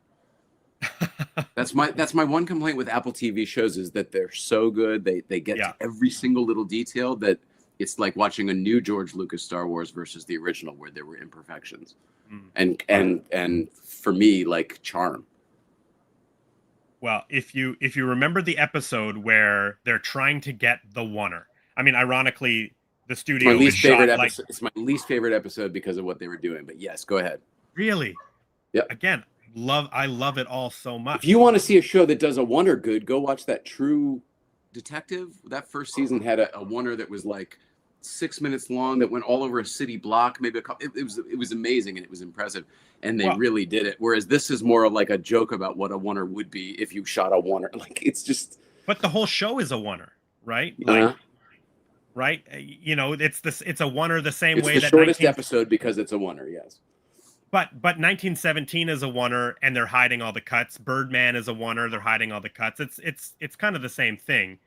Mm-hmm. Oh, but they're hiding the cut. Oh, yeah. So that's again. I hate the lack of authenticity there. If you can do it, do it. If you can't do it, don't do it. But they are doing it in the same like. If you're hiding cuts, it's not a oneer. I know, but they're doing. I guess it's not a oneer in that sense. The whole show is not a oneer because they travel, but it's a the one series shot. of oneers, series of Yes. long shots is what you could say. Yes. You know what I mean? If that's the kind of my point. It's like, oh, for years and years and years, these things meant something, and then people took them seriously, and now it's becoming a cartoon of everything. The show feels like everything. No, not everything everywhere. It feels like Ready Player One to me, where it's just a little too much. Like, pick a direction and choose that one, and it can't be everything all the time. That is so fascinating because I'm like so on board with everything on the I should see it again, I guess, but I don't want to. I love it so much. I love all the people involved with it and all their cameos. Another thing I don't like is the energy. It's got a crazy energy that they think they do it on purpose to drive up the tension, and it's inauthentic. And Ike Barinholtz is really annoying in that. And Nicole used to work with him, and not Ike Barinholtz. What's his name? Is it Ike Barinholtz on that show? Who plays the fellow with the coke and everything? Okay. Yeah, I love him so much. I think he's wonderful. I think he's fantastic and hilarious. I generally do too. I don't know. You know what? So maybe it's just giving me PTSD. Maybe I really know people like this. I don't know. And like I'm saying, like I do think that your criticism is valid because you are a person from inside the industry. I am a person who is a fan of the industry, and so this is somebody absorbing all of the crazy stories through the 100 years of filmmaking and boiling it down to an entertaining show that is like high energy, nonstop, and you just like can't take your eyes off of it, right? Maybe I'm looking at it wrong because what you just said is interesting. The other end of the spectrum, I have the production background too, and I can appreciate this show. This show makes me laugh out loud. It's really absurd, hysterical. Yeah, every episode too. I'm not talking about just one or two of them. Yeah, from beginning to end. I'm odd man out. Yeah. Well, yeah.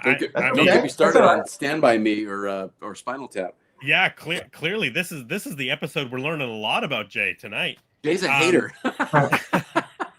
Well, all of that aside, the reason I bring it up is because Sarah Polley plays the director of the film that is trying to get the oneer, and Seth's character keeps disrupting the take, and they're losing light the whole time. The director of the film inside the TV show is played by Sarah Polley. So here's I guess an example of take what you just mentioned. So that happens all the time where a movie crew knows what they're doing and they know how to do what they need to do. Certain shots or certain days may be harder than others, but otherwise it's a trade, just like plumbing or construction or whatever. So people know what they're doing. When a monkey wrench gets thrown in the gears when an executive shows up on set or a representative, like you get some you're working with an actor and their fucking manager comes in, or the studio exec wants to bring their family to town because they're big fans of whoever you're working with, whatever. Then shit does go off the rails because now your schedule is out the window. Your time, like everything sucks. So if they're trying to capture that experience and writing it into an entertaining little blurb, okay, I get it.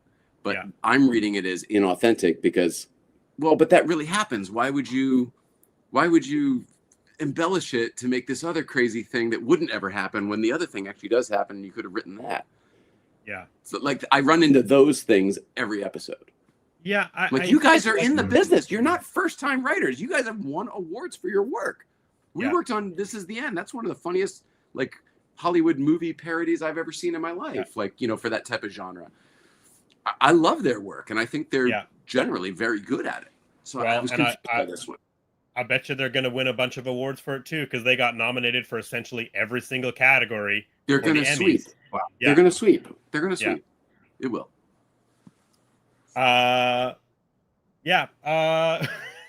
Sorry. You're the first person I've ever heard with that sort of take from the show. So it's very interesting.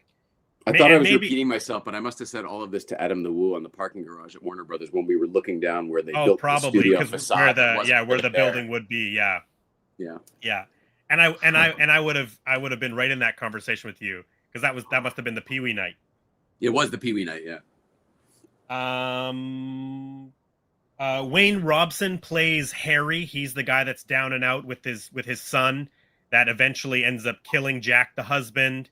And drops his son off at the bus stop and then never picks him up again. So I was wondering that. I was like, is he just abandoning his kid? And I was like, no, he wouldn't take him to a bus stop. He'd take him to like a fire station or something.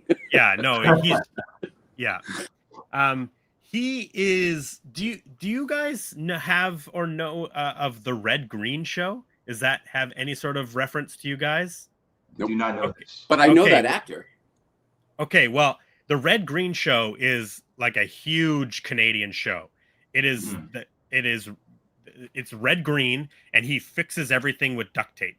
But things kind of go awry. It's almost like a Super Dave type show where it's like he's giving instructions on how to fix things or how to do things, and he uses duct tape, and he found materials around his yard or whatever, and then things go right, much like Super Dave, like dummies get involved, and it's a wonderful show. But Wayne Robson is from the Red Green Show, and that's, I think, where I know him from, just appearing on that show. It was one of those shows that was always on. I mean, he himself is on 117 episodes of that show. Wow. That's a heck of a lot.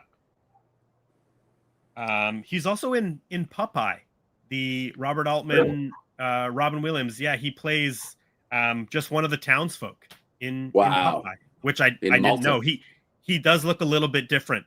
When I was looking up images of him in Popeye, he's much younger, so he has like a thinner face. Although it's, by the way, shout out to Adam the Woo, who just went to Malta to go look at that. Oh, he was in Wrong Turn. I remember that. Dolores Claiborne, remember that? Yeah. Mary-Kate and Ashley's Double Double Toil and Trouble. You guys remember that one? Or one of my favorites. It actually is good. I do remember him from that too. You've seen it? Of course. Dude, I grew up in the 90s. I've seen almost all of Mary-Kate and Ashley's stuff. Yeah. Kids in the Hall. I'm at a loss with those videos. I remember when I moved to LA. When I first moved to LA, there was a countdown like until they were of age. There was like an internet. Really? You remember when the internet would have like there was a countdown until they turned 18. Oh, I don't remember that. Yeah, ridiculous. It was on the. It was like when Internet Movie Database was. Yeah. Oh, that would have been up your alley if that's not Internet Movie Database. That's IMDb. What was the one that was like the stock market? I don't know that one. It was like Movie Stock Market or something like that. Really? Huh. Yeah, it was great. Oh, I pulled this. Sarah Polley also made this film, Take This Waltz, with Seth Rogen, Michelle Williams, Sarah Silverman. Kind of an interesting movie. Maybe I've heard some takes that like it maybe glorifies like infidelity and affairs a little bit. Granted, I have not seen it for a very long time. 2011. Hollywood Stock Exchange. Sorry. Hollywood Stock Exchange. Oh, now it's ringing a bell. Yes. Yeah. Hollywood Stock Exchange. Is that still around, Jay? That's not around, is it? The website I just went to had a lot of ads on it. So okay. All right. But it's hsx.com, entertainment market. Yeah. Yeah, it does still look active. It does still look active. Huh. I've never heard of this website. Oh my God, Brandon, don't go to it because you would spend way too much time there. You used to, it was like fantasy football, but for Hollywood. So you would, pick the actors or the movies or whatever you were into and, buy it with virtual money or whatever. And then depending on how the grosses of the box office and the star, it was all playable game monetarily. It's pretty cool. Jack, the father, his brother is played by Elias Koteas. I love him. I really love him. I really only know him from Teenage Mutant Ninja Turtles. He plays Casey Jones. Yeah, Casey. This is actually an interesting one. I haven't actually watched this yet. I haven't taken the time.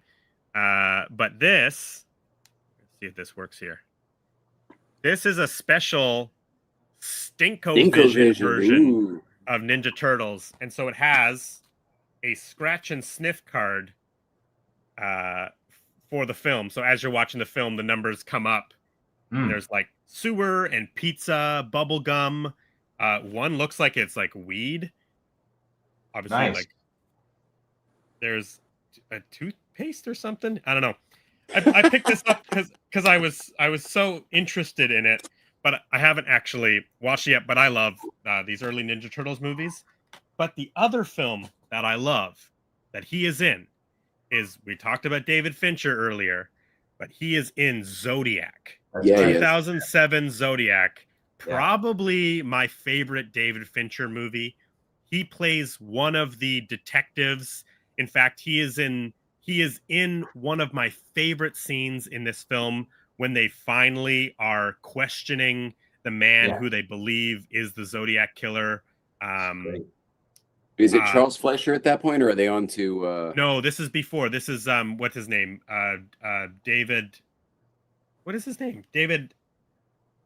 The big John. Sorry, John Carroll Lynch. Oh yeah, he's great. Yeah, wonderful. From Fargo. Margie, you got me night crawlers. Yes. Yeah. Oh, Norm, you got Prowler needs a jump. Renee and I just watched Fargo not too long ago. Oh, that's wonderful, awesome. Wonderful movie. Yeah. He was really good in American Horror Story. Also, the clown, the season with the creepy clown. Okay. Yeah. I don't know if you caught that. No, I never watched that. Okay. But he also did a pilot. Oh, go ahead. No. I'm just saying he was really good. That's all. He's really good. He's one of my favorite character actors too. He did a pilot for us when we're at David E. Kelly. And it was about three girls that were sisters, and they ran like a wedding business. But he was like one of the main characters, and it was just he was great. He's just a great guy. And Girls Club, I think he was on Girls Club too. And Drew Carey Show. That's why I remember him from the Drew Carey Show. Who was he on that? He plays Mimi's brother. Oh no shit! That's awesome. Yeah. Because that's where we got Craig Ferguson from too. He was the boss.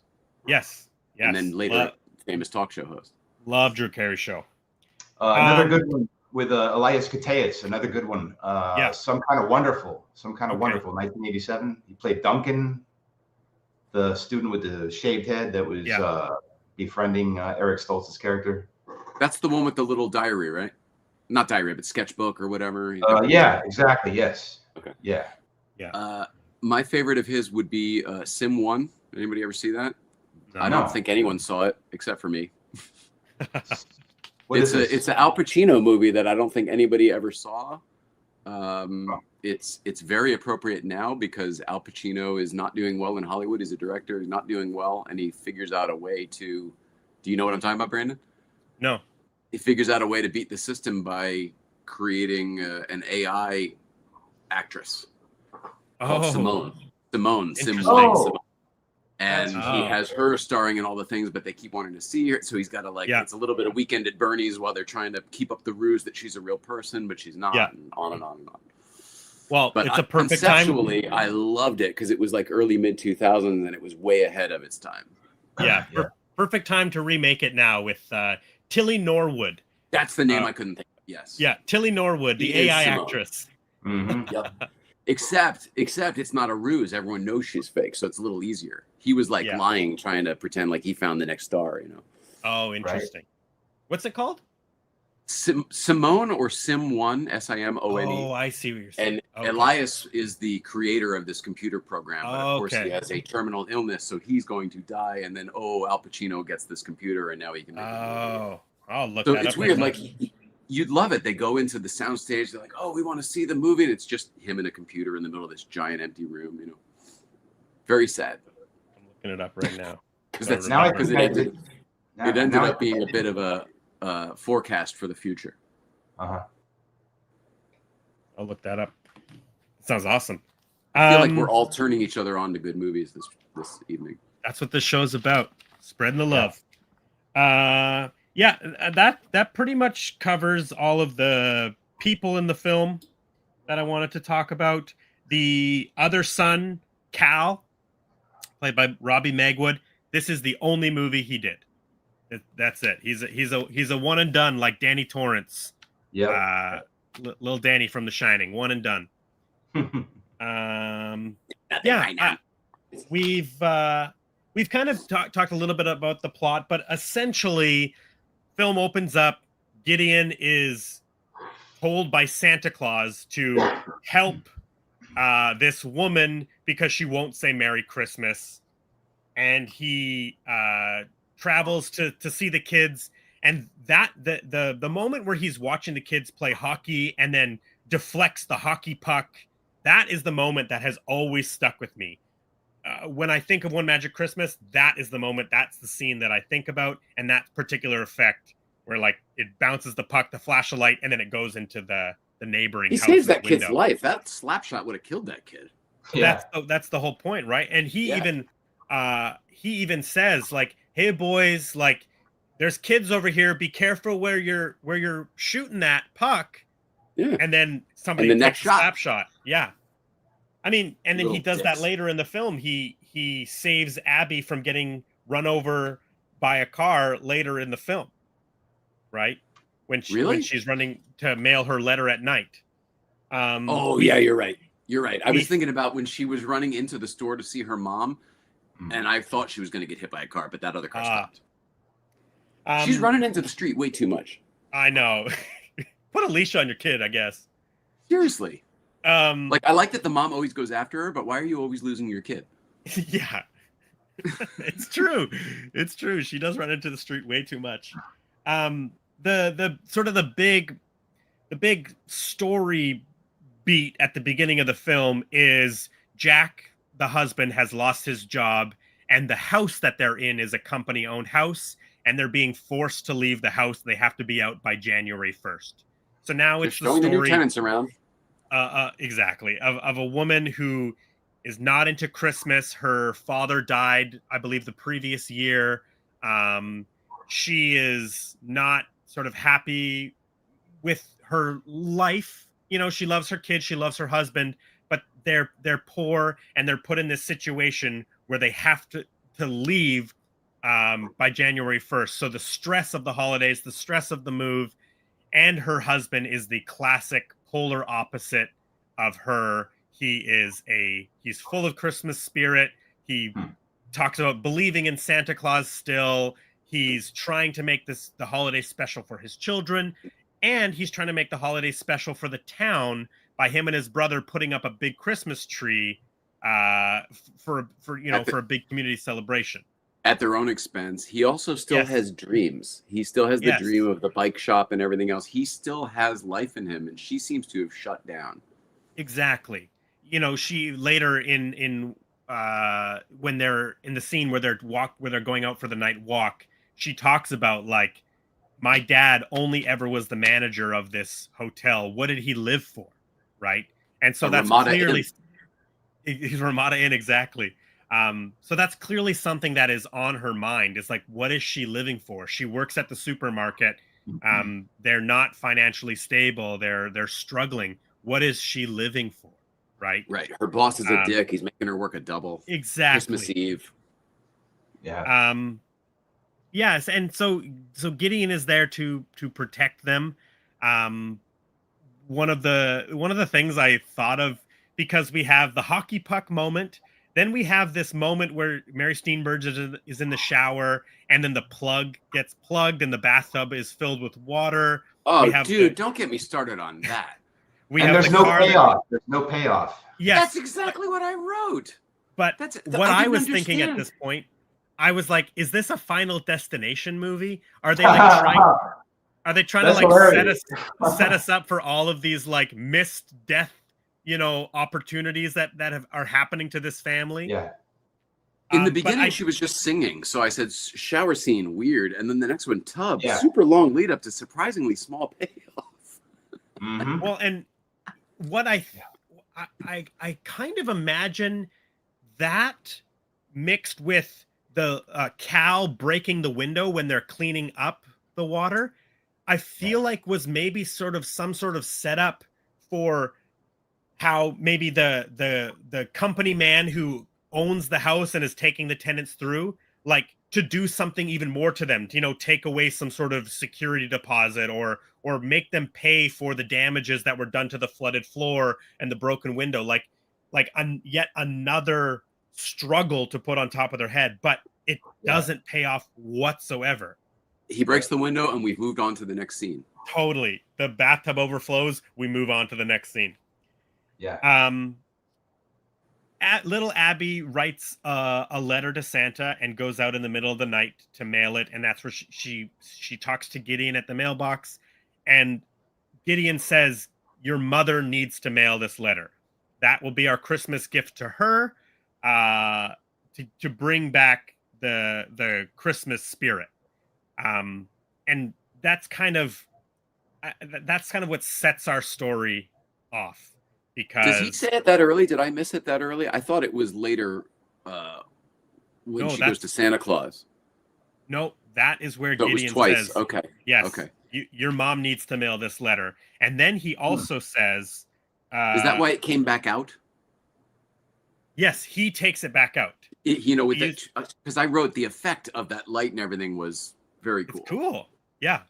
So Gideon takes the letter back out. Yeah, and gives it to Abby. And then Abby gives it to her mom, and her mom puts it in the desk, right?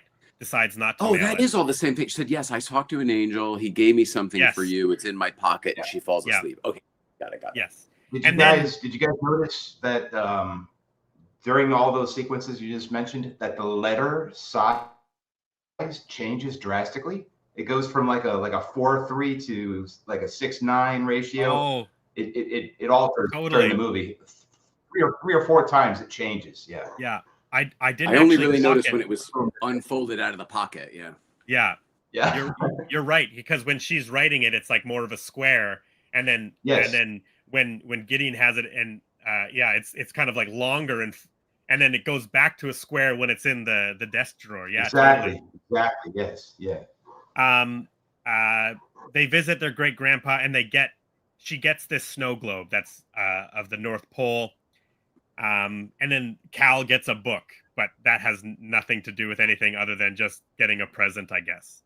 Is Grandpa her dad, or no, it's his dad because her dad's dad. Yes. Right. So that shows where he gets the Christmas spirit from, because the dad was all about it. The grandfather was all about that. Yes. Okay, got it. And the snow globe, the only reason I mention it is because it's kind of an important symbol of representing the North Pole, right? Because that's what's in the snow globe. But it also is a catalyst for Gideon shows up in Abby's room that night and breaks the snow globe, and then uses his magic to put it back together. And that's just like showing him being magic, which then later in the film, Abby uses it as an example of like, why can't you bring my dad back to life? You fixed the snow globe, right? That's what I was gonna say. It's like foreshadowing. It's like, look, we can make stuff awful and then fix it. It's a plot device, right? Like, he didn't need to break the snow globe. But that's when he kind of says to Abby, like, only your mom can fix the Christmas spirit. And I believe that's when he says, I wrote it down here. In that scene, he says, no matter what happens between now and tomorrow night, don't be afraid. Ooh. And it's a rather ominous thing to be saying, right? Whoa, you're going to die tomorrow, and so is your dad and your sister. Exactly. Or your brother. He knows exactly what's going to happen. And then this is I really like this scene.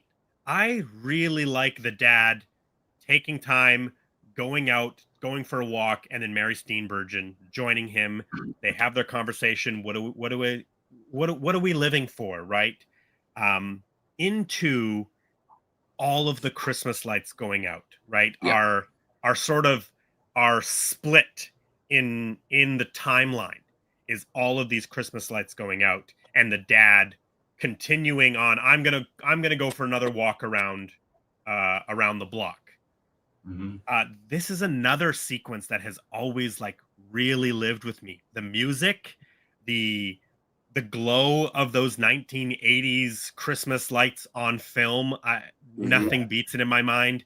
As a tangent, it's one of the things about like A Christmas Story that I love is just like the way those old incandescent bulbs glow on screen. I just absolutely love it. Bouncing off the white snow and everything. It's exactly fantastic. I agree. Totally agree. Actually, one production fact is up in Canada, they brought in 100 trucks of snow to fill this street. So it wasn't shooting. shot in winter. They had to dress it all. It was shot in February to April. Okay. They brought in 100 trucks of snow, and then a few days into production, they got hit with a massive blizzard. And then they had to remove the snow because they had too much snow. Too much snow. Because they had brought in snow and now the blizzard hit, and so all that snow's on top of it. So they had to get rid of that snow. Welcome to Hollywood. Again, I just love all of the snow on the side. I love all of the Christmas lights. I love Mary Steenburgen walking down the street. All of those people whose houses were on the street, they decorated their own homes with their own Christmas lights for production. Amazing. So good. They just got the one thing that kills that shot, though, that shot that looks down the neighborhood street is the obvious production light. The genie lift with the light in the background. Yeah. It's like spirit behind a tree. Yeah. Okay. It just took me out of it. Every time I saw it, I was like, it's such an obvious production light there. I know what you're talking about, and I see that in every movie too, including Ghostbusters, by the way. I didn't clock the actual light, but now that you mention it, I can see the unnatural white light. It's that through that scene. Yeah. That's Although in Ghostbusters, you can see the light, you can see all the flags and the filtration, you can see the crew and everything. When is that? In the opening, when the Ghostbusters are walking into the library, when Egon's listening to the table, if you look up in the top right on the mezzanine, you see a gigantic 5K. You see all of the crew around it, all of the diffusers and everything. You can't miss it. Can't miss it. I don't know if I've ever noticed that. Well, like Ron Jeremy, I can't not see it. Yeah, I do know about Ron Jeremy in Ghostbusters. So this whole sequence is right where I'll call it the Christmas lesson timeline starts. So this is everything that is a lesson to teach Mary Steenburgen, you better have Christmas spirit, or this is what happens to you and your family if you don't have Christmas spirit. Right. It's tough love time for Mary Steenburgen. Yes, she has to go to work the next day. She's being driven to work by a friend. They stop at the gas station, and this is where we overhear the conversation with Harry, who is in the car with his son, trying to sell his jalopy to the gas station attendant, just trying to get a couple bucks for Christmas. He's down and out, trying to sell him a camping stove. Trying to sell him a car first. Like to me, it was very sweet that he was willing to get rid of anything just to get a couple bucks to buy. It seemed to me to buy his kid or the kid a Christmas present. Exactly. Which that to me there was a certain sweetness to that character, even though he ends up robbing the bank. He's doing it for seemingly good reason. Yeah, and honestly, like we saw him earlier in the film at the supermarket. In Mary Steenburgen's line, and he's strapped for cash. Then he's able to buy his groceries. They use that scene to establish that their neighbor, Molly Monahan's mom, is actually the one who's kind of on like a food stamps, food vouchers program, right? She only has $25. Yes. And I love that scene. It showed that not only is Mary Steenburgen, everyone's struggling during this time. I also love that Mary Steenburgen says, like, well, I can cover it for you, right? Like, she was willing to do it. Yep. Yes. You can pay me back. The only issue with that is that it doesn't like that. That's Christmas spirit. Yeah. She's not supposed to have that. Maybe it's just showing she's a decent person. I think that's more what it is, right? Like, okay. Because she wants to be paid back. She's not doing it. Maybe I could loan you the money. Yeah. Yes. Yeah, exactly. Right. But so Harry's trying to sell this car. Gas station attendant's not interested. The two kids are in the back of the car with Dad. He went and picked up a Christmas tree to take to Granddad's house, but he wants to stop at the bank. And I don't remember exactly like why he wants to stop at the bank. They had the conversation about the $5,000 to start the business. Something about the Elias when they it's $80 of their own money to go do the generator and the Christmas tree for the town. Somehow it tied into that to me. Somehow the money was right after that. Oh, he must need the money from the bank. Okay. And then with the mom, what do you mean Dad's at the bank? Why would he be at the bank? He better not Abby runs out. You know? Abby runs out into the street once again because the supermarket is across the street. Important note. The not Plymouth Fury, the car that Jack the dad drives, he double parks the car in front of Harry's car as Harry's gone into the bank already. So now the getaway car is blocked in. Exactly. Harry has dropped his son off at the bus station for a couple hours. He's in the bank. He's up to something. Jack runs into the bank. Abby runs into the supermarket. Mary Steenburgen leaves and she gets fired because she has to go and see what her husband's doing at the bank. And her terrible manager says, "Okay, don't come back again. You're done." So now she's lost her job. She runs into the bank just as Harry has been robbing the bank. And Worst he's bank trying robber to get ever. away. Terrible bank robber.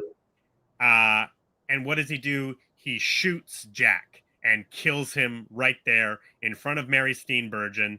Harry runs out, sees his vehicle is double parked. He can't get out, but the car is still running with the two kids in it. He hops in the back and he drives away. Mary Steenburgen's hysterical. She just saw her husband get shot. She runs out and she sees that her husband's car was taken away with her children in it. And this is one of the only moments that I'm like, I don't really buy this. Nope. How did she know? How did she know that to look in that car and get in Harry's car? Maybe he left it running and we didn't see that. Maybe she saw the keys and we didn't see that. Otherwise, huge plot hole. I totally agree. I think even just fixing it with like her like hysterically like looking around, looking at the other cars, and then seeing a shot, an insert shot of her seeing the keys in the car and seizing that opportunity. But it just seems too convenient and too quick that in this moment of hysteria, she goes right to Harry's car and gets in it and pulls away. There are enough things that are explained ad nauseum that it makes no sense for this to have a hole. Yeah. It's got to be an oversight or whoops, we missed that shot or something, because it doesn't. Yeah, and again, it goes back to what we were talking about. It's like the overwriting and the underwriting. Like they're really hitting us hard with everything that's happening to this family, to this woman, and yet they're not really explaining enough of the little details to, make it concise. Yes, and she was hysterical in that moment. I guarantee she wasn't seeing keys and finding, you know what I mean? It was... Yes, exactly. So also, did you guys think her husband was dead? Like, he looked like he barely got shot. I was thinking maybe an arm wound or whatever. It wasn't and did not think it was fatal. I was very, very surprised that it was a fatal shot. This movie didn't have to go where it goes. I think they could have put him in the hospital with a wound. He could have been fighting for his life. Please make him exactly what I said. Yes, exactly. He could have been in a coma because it's still scary. It's still affecting. But the whole point is so that they can have the magical reveal at the end where he comes around the block, right? Like it's essentially a setup for him leaving, walking around the block. All of this storyline happens, this timeline, the Christmas lesson timeline. And it's also that he can be revealed to come back around the block magically. It would still work. It would still work if he was in a coma. It'd still work if he was in a hospital bed, conscious, but not in the neighborhood. I agree with that, and you don't have to come back to the same walk and the same thing. But what about this? Does that show that it's a time travel? Like, that's the first time I realized it was a time travel type of deal. We're like, oh, we're back to this point. It's not again. It's now for the second time. Yeah. You're the same. Okay. Yeah. I again, think it could have been better. It is a time travel movie. It's an alternate timeline movie because eventually we reset and it is it's the evening of December 23rd again, because that's when they have the street walk. Is the evening of December 23rd. The next morning is Christmas Eve. Exactly. She has to work Christmas Eve, gets fired. Harry's looking for money. So Harry's taken off with the kids in the back of the truck or back of the car. I maintain, by the way, with that, I maintain this should be called Two Nights Before Christmas. And then it would have a double entendre and everything else is fine. And then, everything. No. That I mean, it's only 40 years old. You could pitch it if you want. Maybe I could get Mary Steenburgen. Yeah, get her Two Nights Before Christmas, the One Magic Christmas sequel. Let's make it darker. Let's make it more messed up. Oh my God, we kill the grandkids in this one. And all the family pets. You gotta hit the family pets. That's what they're missing. Oh man. So Harry is taken off with the kids. Family pet, by the way. That's what I just said. Oh, I missed it. Sorry. Yeah. I was laughing. So he's taken off. Mary Steenburgen is chasing him in his jalopy. It breaks down. She continues to run. Another shot that I love. It's just another shot that really sticks with me. Is her car breaks down. She gets out of the car and runs. Yes, leaves the door open, and she just keeps running down the street like it's a good shot. That is good shot. They're running after her children. It's like I'm feeling emotional about it now. Like it's very impactful. And after what you just said, I guarantee that was a scene after that big snowfall, because you couldn't bring in the amount of snow that's in that scene. Exactly. Which again was the production value I was talking about, thinking it was intentional. Yeah. The police cruiser comes up, picks up Mary Steenburgen. They keep driving down the road. They've set up a roadblock. Harry drives around the roadblock, crashes into the bridge, and the car falls into the river, and it's sunk. Mary Steenburgen gets out, comes running down the hill, sees the car sunk on the road, and then we cut to her back at the house. And she's come back to the house, and now she has lost her husband, lost her 2 kids, all on Christmas Eve. They never say it. We're just implied that because she's crying in her uniform on the bathroom, right? Exactly. And we've seen the car go in the water, and we've seen the car kind of flowing down the river underneath the water, and it's all insinuated. Everybody has perished in that accident. I would take that fucking uniform off, especially after I was already fired today. She's got no time, I guess. She's got a lot going on, man. Where are we? There was a point with a high school band that it reminded me of Jaws 4. That was a note. Yes. Yeah, okay. You know what I'm talking about? It was like a ninth-grade high school band, and I was like, Jaws 4. Yeah. Again, tangent. Fun fact: did you know that that's all purposely recorded bad music in Jaws? Oh, in Jaws 4. You told me that, though. I don't think I knew it. You told me. I'm talking about Jaws 1, actually, because there's a marching band that you can hear in the distance. I didn't realize you were talking about Jaws 4. Oh, for the July 4th weekend, yeah. Yes, in the original Jaws, that's like purposefully recorded bad, marching band, young kids playing music in the first Jaws. Yeah. So I would say, it's the same thing, just with Christmas music. I bet they did the exact same thing, but with Christmas. Yeah. For Jaws 4, that's funny. So right away, we live with Mary Steenburgen losing her kids and her husband in the same day for a small amount of time, but almost right away, Granddad comes in and he says they found the kids. They were by the side of the road. He must have dropped them off before he went over the bridge. But we, as the audience, have already seen Gideon with the kids. Christmas miracle, yeah. Yes, walking through the snow, holding the kids' hands. So we know that they're okay right before that moment happens. Well, or they're dead. Yeah. I wasn't sure. He's an angel, right? And then later on, we find out that that's what's being the elves. So I thought they might be dead at that point still. I actually didn't even think about that avenue. Like he's taking them. He is an angel. He's taking them to another place. Yeah. I didn't know where it was going to go, so I thought that was possible. because yeah, after that is not until it's after that scene is when the great granddad comes in and says they found them. They were by the side of the road. Yeah. And then we find out that Jack really, the husband really is dead. She has to explain to her children that dad's not coming home. He's been killed. And again, this is another scene that I just find it like heart-wrenching. Like I couldn't imagine explaining that to two young children, right? It's just I don't know. And I just love Mary Steenburgen. So it's like I think she's wonderful in those type of scenes. Yeah, this was a weird one for me because I thought she was telling the kids things that kids didn't need to know. Like it was a weird way to tell your kids that their dad wasn't coming back. She gave him detail, like, and then this man, and then he. But why would he do that? Like, but I think that's she's all inconsequential for a kid. But I do think it kind of fits in with her character because she's kind of throughout the film, she's kind of been like a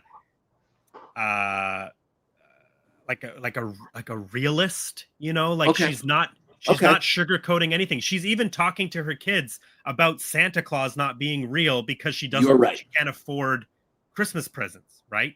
There's a certain no filter aspect to her. You're right. Yes.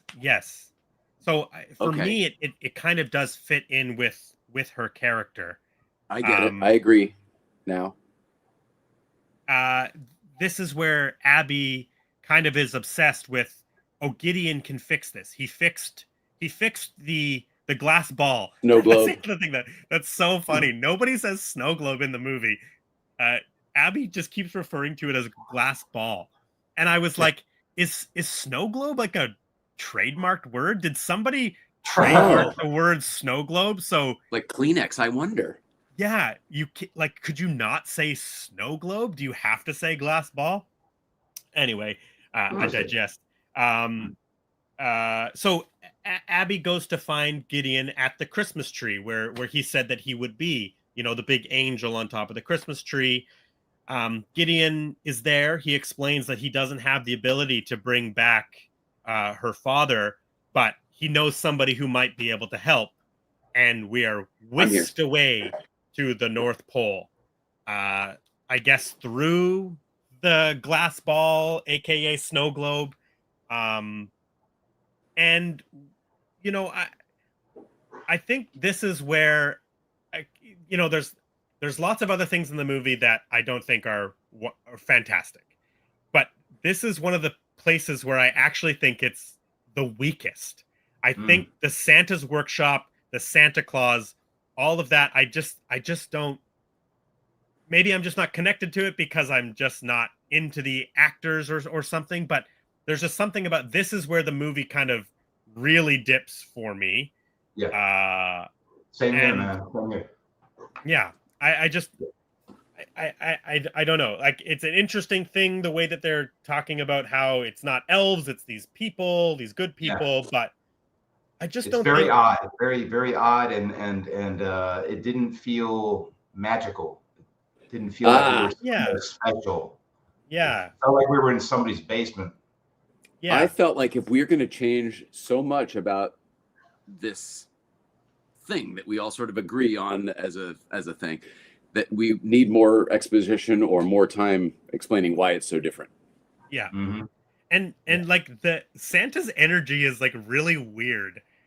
Mrs. Claus is very warm. She invites Abby in right away. But Santa's energy is like he's a little standoffish. He's well, do we think that this is intentional? Because I was thinking about this. So the movie begins not dissimilarly to It's a Wonderful Life, which I just watched with my in-laws, right? Because we went to the place. And it starts with the stars and God talking to, another angel, whatever the heck. And they're saying, let's send in Clarence, blah, blah, blah. That's kind of how this movie starts. Like, hey, Gabriel, it's Nick. I've got a hell of a fucking job for you today. Yeah. And so they kind of set it up that way. And then when we get to like this portion of the story, I'm like, well, Santa knows this is coming, right? Like, because he's Nick and he set all this up from the beginning. And is it really a surprise, or is he playing into this is just how he has to be for her experience? It was all weird. I don't know. Like it's it's funny to say, but like this is the part of the movie I don't like. You know. Yeah. Totally. The North Pole was the weakest part. Totally. And ironically, last week, the North Pole was the strongest part of the movie, right? Yeah, Santa Claus colon the movie. That's when I was in. I was like, this movie rules. And then the real world is where it drags for me. This is the opposite. I like the real world in this. There's lots of things that I'm connected to. But when we get to the North Pole, that's where I'm like, I don't know if I really like this, especially this rendition of the North Pole. It's interesting, but I just don't enjoy it. Is the implication here also that Santa Claus is God and God is Santa Claus? I mean, I didn't get that. Yeah, I didn't get that either. But well, again, I'm only aligning it with It's a Wonderful Life. We're just seeing well, who assigns an angel? But that's what I was going to say. The fact that these angels are Christmas angels and they're held on the same regard as some of the other angels. The film opens up with this ominous voice from the sky, who is he identifies himself as Nicholas. But that's an interesting thing. And especially with once these people die, they come here and make toys for me. And they're all happy. Yeah, interesting. I haven't thought about it like that. Okay. The whole reason Abby goes to the North Pole is to get an old letter from Mary Steenburgen's childhood. A young Ginny mailing a letter from the Ramada Inn, because we see the Ramada Inn stamp on it. Amazing. Nice callback.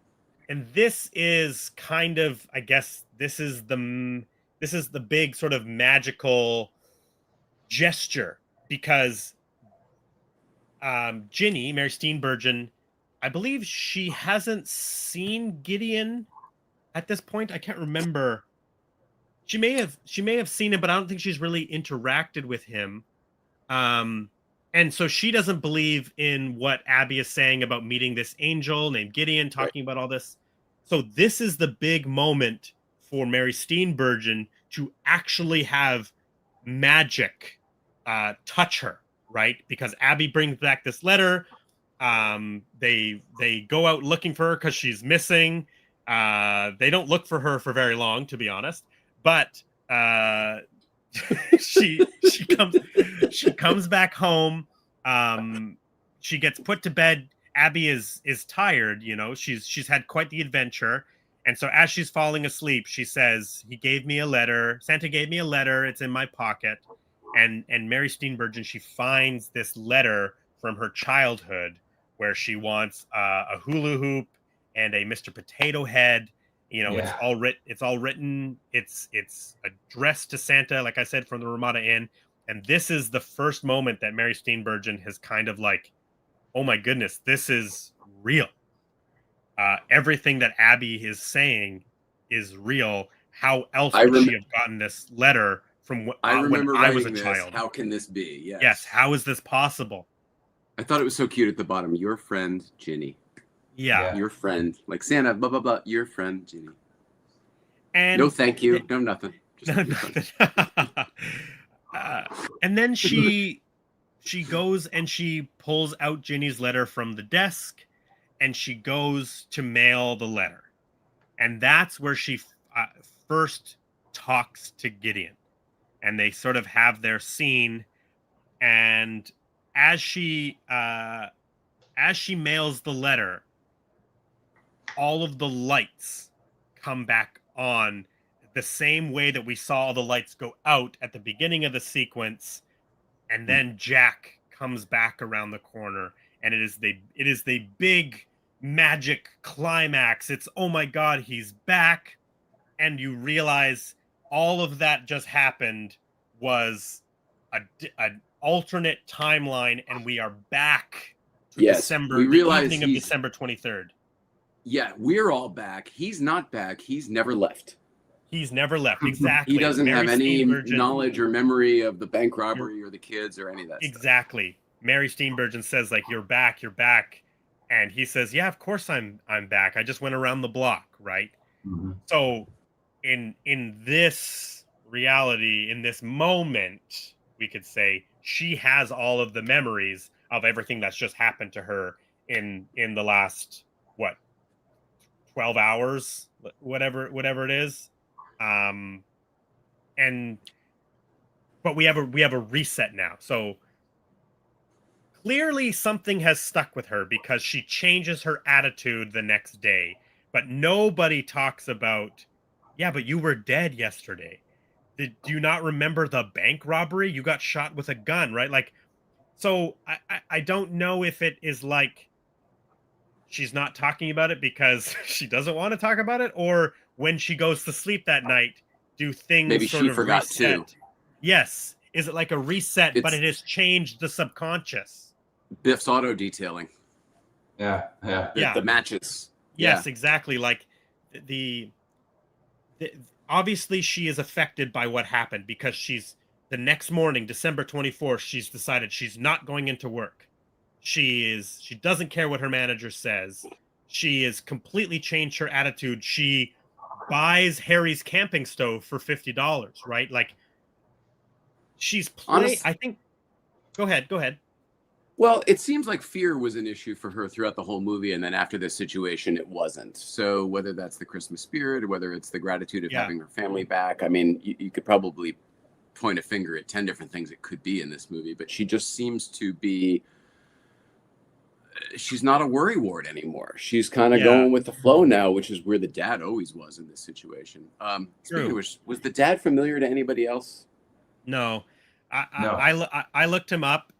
His name is Gary Basaraba. Ironically, my sister and brother-in-law, their name, which is funny. Oh, nice. But he wasn't in a lot that I recognized, other than he is in 3 Martin Scorsese movies. Oh, wow. He is in The Last Temptation of Christ. He's in The Irishman, and he's in Killers of the Flower Moon. Wow. So great. He's also in Mad Men and plays a particularly deplorable character. So I had a hard time separating this sweet, almost Dan Connor from Roseanne kind of character where he just wants to open his bike shop, you know? Yeah. From this guy who wanted to have sex with Joan, like in order for them to get his business. You know what I mean? Like he was a real disgusting kind of guy. And I had a hard time separating it. So like even when he was back, I was like, yeah, but he's still that fucking guy. He's that other guy, yeah. Sometimes I have a hard time separating if somebody's a particularly like dicky character. Yeah. Like Walter Peck will always be Walter Peck for me. Yeah. Dickless. I worked with William Atherton once. Back in the late '90s. That was what a nice guy. It was a French movie with a few American actors. It was being filmed in South Florida. Mickey Rooney was in the movie. I got to meet Mickey Rooney, William Atherton, and somebody else. Names escaping me right now. But cool. But I'll have to tell you guys a William Atherton story one of these days. It's good stuff, fun stuff. He was a great guy. Yeah, I'm so glad to hear that. A good hour hanging out with him. Yeah. For me, it's always Die Hard and Ghostbusters, and he's just a dude in both of them. And Real Genius. I haven't seen it. Can't wait. Yeah. So we said in the beginning about Weird Science. When should we start thinking about doing that? Because I'll reach out to the person we wanted to have as a guest on that episode. Well, whenever. I mean, we'll talk about it at the end, but we're taking some time off for the end of the year. We won't be back until the new year, but I mean, we can just start reaching out.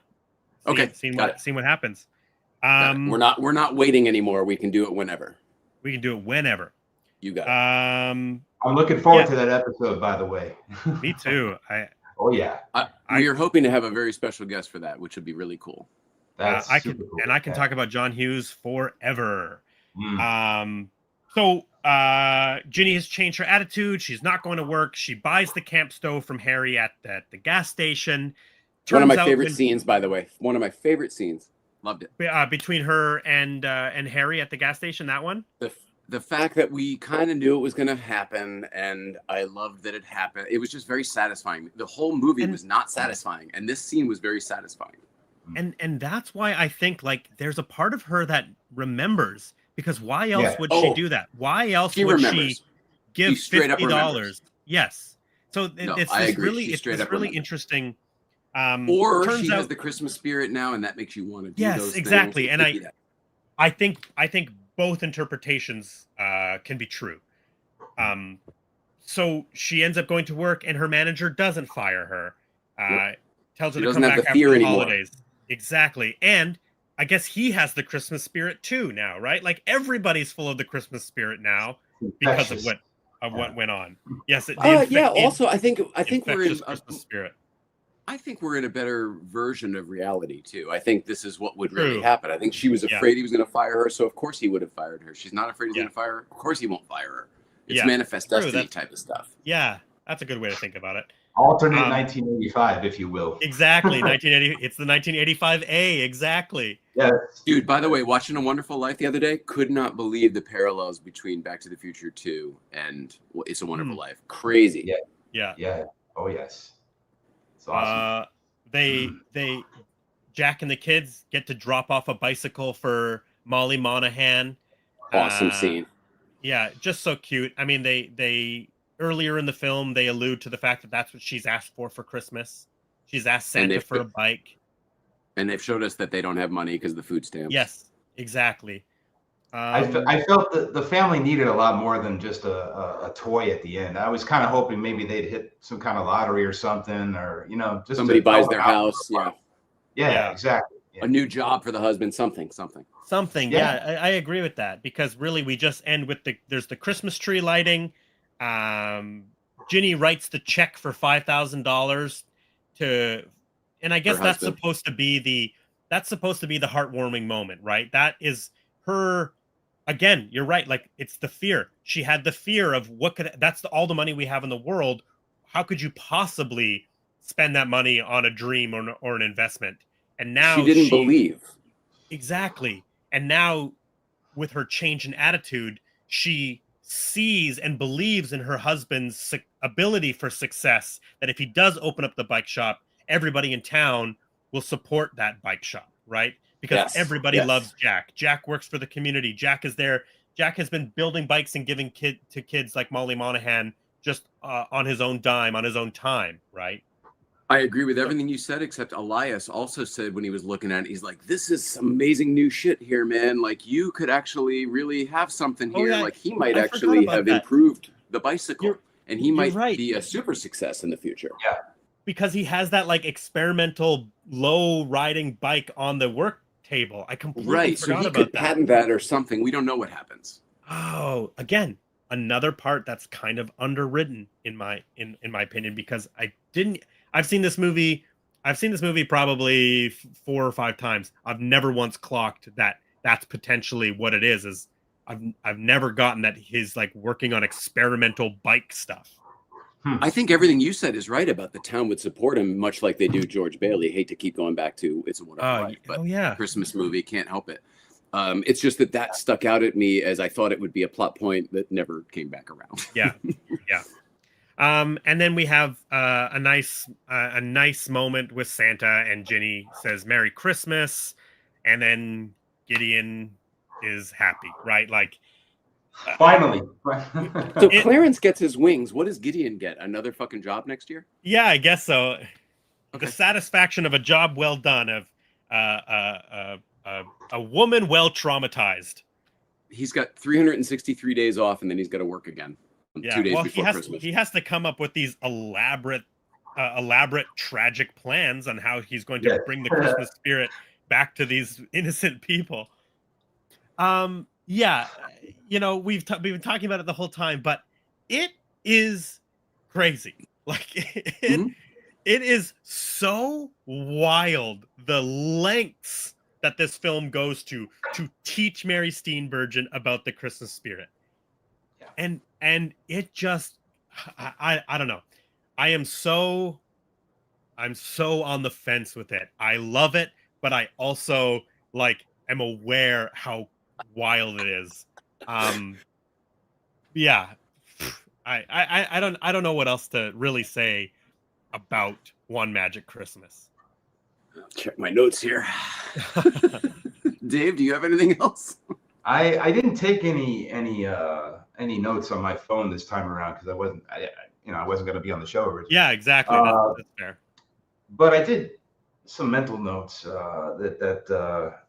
like there's an actress in this movie, Michelle Meyrick. Yes. Who was horribly underutilized. I want to think that maybe Eddie. A lot of her scenes were cut. I was sad not to see a lot of her. The coworker, she's the one that picks up Mary Steenburgen when they're on their way to work on Christmas Eve morning. So is she the same person who says, "Hey, she's only backing up because she made your stupid announcement"? Exactly. Her coworker. Yeah. Yes. Okay. She was in. Yeah, she was in The Outsiders. She was in Valley Girl, Revenge of the Nerds, and Real Genius. She's in. Yeah, that's my. I made this one. My favorite role of hers is in Real Genius. I think she's awesome and she's so cute and nerdy and I love the performance. Hyper. When the car, first of all, that guy was a shitty driver. He didn't need to hit the cop car or go off the bridge. He could have just gone around it. But when the car does go off the bridge, I go, so they're all dead and no Christmas tree? Like everything is just over because the Christmas tree is on top of the roof. Yeah, Dad's dead, kids are dead, no Christmas tree. At some point I write, this girl's always running off. That was about the little girl. Yeah. Santa is German, hilarious, because Klaus. No elves, just dead people. Magic sleigh, and he goes, "Do you believe?" And that to me was the fear or no fear, tipping point. Yeah. Good night, Jenny. Merry Christmas. That was, I don't know, man. So what's the lesson? Mail a letter, bring back the dead. I'm off to the post office. And I said, and then over and over and over, and I go, so she still doesn't say Merry Christmas? And then I realized it's a time travel movie. And then I said, Merry Christmas to Santa, but not her husband or dead kids, 2 stars. Oops, I gave it away. Oh, spoiler. The actor playing Santa, I was trying to clock it the entire movie. It was bothering me. He looks so familiar. Finally, after going through IMDb, I finally realized where I know him from, and it's Witness, who came out the same year. Oh, no shit. Yeah, he was the Amish elder. Yes. Yeah. Oh, funny. Yeah. And Witness is, I think, on our list to do on this. It is. Yeah. Oh, cool. Cool. The only other thing I wrote down that I haven't talked about is Abby's pink gremlin sweater. Cool. Yes. She was wearing a gremlin sweater. And then Cal had an A-Team pillowcase. Cool. Oh, no way. That's awesome. Yeah. There was also so both Christmas movies had an A-Team thing in it. Oh, that's right. Yeah, last week's had an A-Team van. Yeah. The back room at the supermarket, there were costumes, Halloween costumes lined along the back wall in one of the scenes, and I had to pause that to see all of them because they were definitely costumes that I wore at that time. Cool. I didn't notice that. Yeah, me neither. Now I want to go check it out. Great stuff. Yeah, the old school, the plastic with the string that always got caught in your ear or your hair. Yeah. Good stuff. And it was a top and a bottom of like plastic. Top and bottom, Like the Ben Cooper. Ben Cooper. Ben Cooper was the big costume company that made all of those. Okay. That were the masks, and then like essentially like a smock or like a top and a bottom that always said like the name of the character or the name of the show. It'd be like Superman. Right. Instead of just having like the Superman symbol, it would just say like Superman, and then you'd have like a white guy mask with a little, black curly hair. Yes. Oh, that's funny. What was it? Ben Jones? Ben Cooper. Oh, Ben Jones was manure hauling. That's Dean Jones. D Jones. D Jones. D Jones. Yeah. Is that right? Yeah. D Jones. Yeah. Which movie? Because there's 1 and 2 is the same, but then part 3 is different. 3. Oh, maybe 3 is different because it's a ancestor. Part 1 and 2 is the same guy and the same week. Yeah. All right. I don't remember what the name is on the part 3 All right, wheelbarrow. but D. Jones. Okay. Man, I am the worst tangent guy ever. Squirrel. So Disney's One Magic Christmas came out November 22nd, 1985. Had a budget of $7.5 million. It opened number 2 behind a movie we briefly talked about last week called King Solomon's Mine, which is a canon film, essentially a ripoff of Indiana Jones. So number 1 was King Solomon Mines. Number 2, One Magic Christmas. Number 3, Once Bitten, the Jim Carrey vampire movie. Love it. Yes. Number 4, Jagged Edge.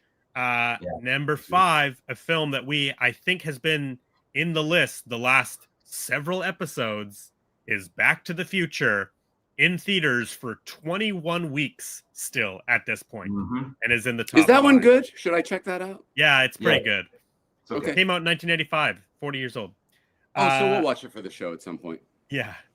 I did write down the next week because the next week, November 27th, is when Santa Claus: the movie came out. And so we talked about this last week. So too late. Way too late. One Magic Christmas dropped to number 3.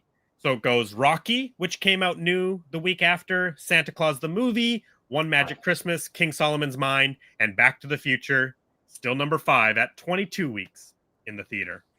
Amazing. That being said, One Magic Christmas made $13.2 million in the theater. So a success, right? Essentially, doubled its budget nearly. I maintain I can't believe Disney's name is on this still. Yes. It's a very strange Disney movie, that's for sure. It apparently originally had a PG rating, and then they were able to maybe reconfigure something, and they got it down to G. But I understand why it has like a PG rating. It's pretty dark.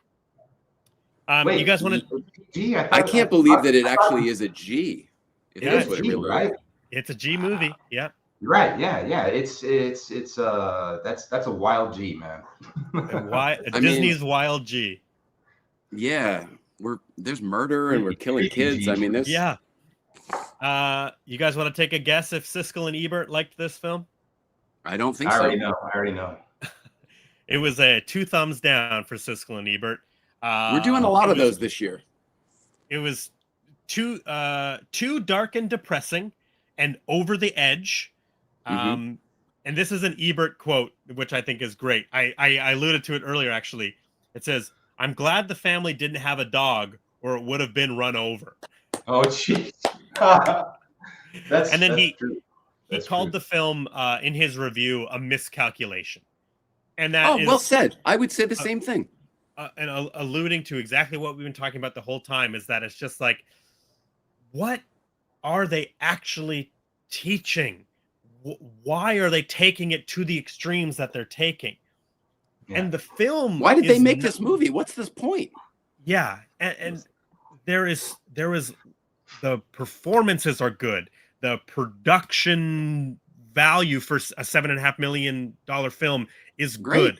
I like the way the lights look. I like the way the street looks. I agree. I like a lot of the film, but I like the way it was shot.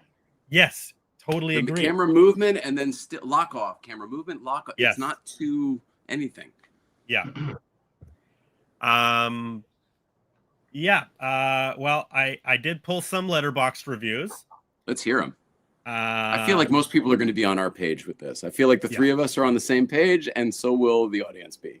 Yeah. The Ron says, "It's a terrible life." 2.5 stars. I get that one. Tracy says, Mary Steenburgen has played the mom in at least 4 Christmas movies. She certainly puts the Mary in Christmas. 2 stars. That's pretty funny and creative. I had to read that one because I thought it was good. Nick, Taylor's version, says, "They traumatized this woman into loving Christmas. Laugh my ass off. 1 star." Yeah. I like this one. Steph, "You better believe in Santa or else." 3 stars. Big time. He'll take your whole family away. Jose. By the way, that is the implication, isn't it? Because yes. we're set up from the beginning that oh, here, I've got a tough one for you. Exactly. Yeah. Jose says Scrooge got it easy the way this woman was psychologically tortured. 2.5 stars. And then this username I actually can't read. MHANCOX says this was shot like a horror film. 2 stars. Yes. Yes. Kind of was. It reminds me a lot of Black Christmas. Very famous Christmas horror movie, ironically shot by Bob Clark, who made A Christmas Story. No shit. Black Christmas is a lot of fun. Andrea Martin, young Andrea Martin. Oh, love Andrea Martin. What's his name from 2001? Keir. Oh, I'm blanking. Dalia. Yes. Keir Dalia Yes. is in it too. Quoted as the first slasher movie, but I think there's other movies that people have maybe found over the years but it is a fun movies. Yeah. Been remade 2 other times, Black Xmas and then Black Christmas a couple years ago. But another movie that the Christmas lights look really, really good on film. Yes. But yeah, I mean, One Magic Christmas. I think we know what Jay's star rating is. That was an accident. That's okay. Do you want to talk any more about it? I struggled with this one between 2 and 3 stars because I truthfully felt like it deserved 2, but I kind of wanted to give it 3, and I was sort of looking for some angle or some way or reason to give it 3 because I didn't. It's not as bad as I think it is. There's a lot of good in it, but unfortunately, the things that are bad take me out of the good. So I think it's probably stands firm at 2 stars. I think that's what it deserves. Yeah. But that said, I mean, I don't think it's a bad movie. I think versus this or the Santa Claus the movie, I don't know. I would argue that this one's a little easier to follow and a little more streamlined, even though we complained about it not being streamlined. And so I don't know. Neither one of these are my favorite Christmas movies ever. Yeah, totally fair. Dave, star rating for One Magic Christmas. I think it's gonna lie. It would have been 2 if not for the. I really appreciate the WTF moments in this movie. There were enough of them to get an extra half star. It was just like, what? I kept looking at Heather. I was like, what? I got a kick out of oh geez. I'm sorry, Gideon, the actor again. I'm sorry. Harry Dean Stanton. Harry, thank you, Harry. He was so creepy. I got such a creepy vibe from his characters throughout the whole movie. I've heard that. Yeah, I've heard that argument made before that should this guy be approaching children? And should he be exactly? I got a weird showing up in this little girl's bedroom. Yeah, I've heard people talk about that. Yeah. Yes. His character kept reminding me of 3 other characters from 3 other movies. One of them being the Man in Black from Halloween 4 and 5. There was a Man in Black character with a duster. Yeah. Creepy character. Also Isaac from Children of the Corn. Like a grown-up Isaac, the leader of the children, and Kane from Poltergeist 2. I kept getting that vibe from Is that Harry. the old man with the hat in Poltergeist? Yes, I totally agree with that one. And I liked it, but I felt I just can't help but feel that somebody else might have given a better performance. Somebody a little less scary, a little less creepy, a little. I don't know. Maybe it was the tone that they were trying to set. I just didn't. Yeah. I didn't buy it. No. I've heard that exact same critique as well. Is that as much as we love Harry Dean Stanton, he may be as miscast in this film because of who he is and his face. For some people, he does bring that energy to it, and it's a little creepy. Yeah. If we didn't know in the beginning. Go ahead. No, if we didn't know in the beginning of if they didn't lay out Nicholas and Gabriel of who they were and the thing of this, like I totally would think that he was a weird guy. Yes. Yeah. If he just showed up while the kids were playing ice hockey. Correct. Hey boys. Hey, but there's kids over here. Be careful. Yeah. And then I guess the miracle would show you, the puck deflection would show you that he's magic or whatever. But like, why are you? Yeah. Even with the magic, even knowing everything, it was still very odd. And the kids are going along with it. Of course, the kids don't know any better. But I'm, as a bystander, me watching this, I'm like, this is wrong. This is kind of wrong here. Yeah. Because no matter who you cast, it's going to be a little bit delicate, right? We have to approach kids and talk about this. So why would you cast a super creepy? Yeah. Like Michael Fox would still have a hard time with it. Dudley Moore. What about? I think it's this, and maybe even creepier.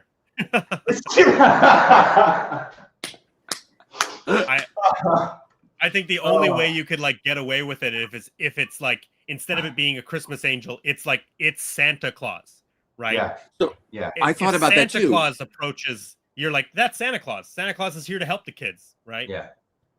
Well, I thought about that too, and then maybe make Harry Dean Stanton Santa Claus, and then I thought that doesn't work at all because now we're making Santa Claus creepy. Although their Santa Claus was kind of creepy too. Yeah. It was. With his That was 9. That was another detractor. Yeah. Schnell. So, you still there, Dave? He froze. Or he's doing a really good version. We didn't get his star rating. He's doing his Freddy impression, isn't it? Yeah. Well. By the way, Brandon, you mentioned the cars in the beginning of about vacation. How some people assume the car. Yeah. One of my biggest pet peeves is Freddy marketing materials when they use the wrong Freddy or the wrong Freddy glove for the wrong movie, and they do it constantly. Yeah. Oh, that one always gets me. They'll use a Freddy from Part 4 image on the box cover for Part 1 or something like that. Yeah. And I'm like, why would you do that? Does it matter? No, it does not. But those who know the difference. So why would you do it? That kind of thing. Yeah, well, and that's just an example of like somebody in a different department being in charge of it. And it's like, okay, well, I need a Freddy that's looking straight at the camera, or I need a Freddy that's profile. And then they just go look through the whole library. Going through, the archives, and they're like, okay, that's the Freddy I need. Put it on that box, right? Yeah, or they'll pick 12 assets, send them off, and then one person who doesn't know any different picks the wrong one or whatever. Yeah, exactly. Yeah. I'm just asking him, did your power go out? Yeah. And you can tell him that he can come back in if it's working, or if he can just give us his star rating. That's what I asked for. What's your star rating? I think he was saying 2.5 is I think what he landed at, but we'll have to see. Yeah. Well, as we're waiting for Dave's response, and hopefully he can come back. I am right with you, Jay. When you were talking about, I was like, that's exactly how I feel.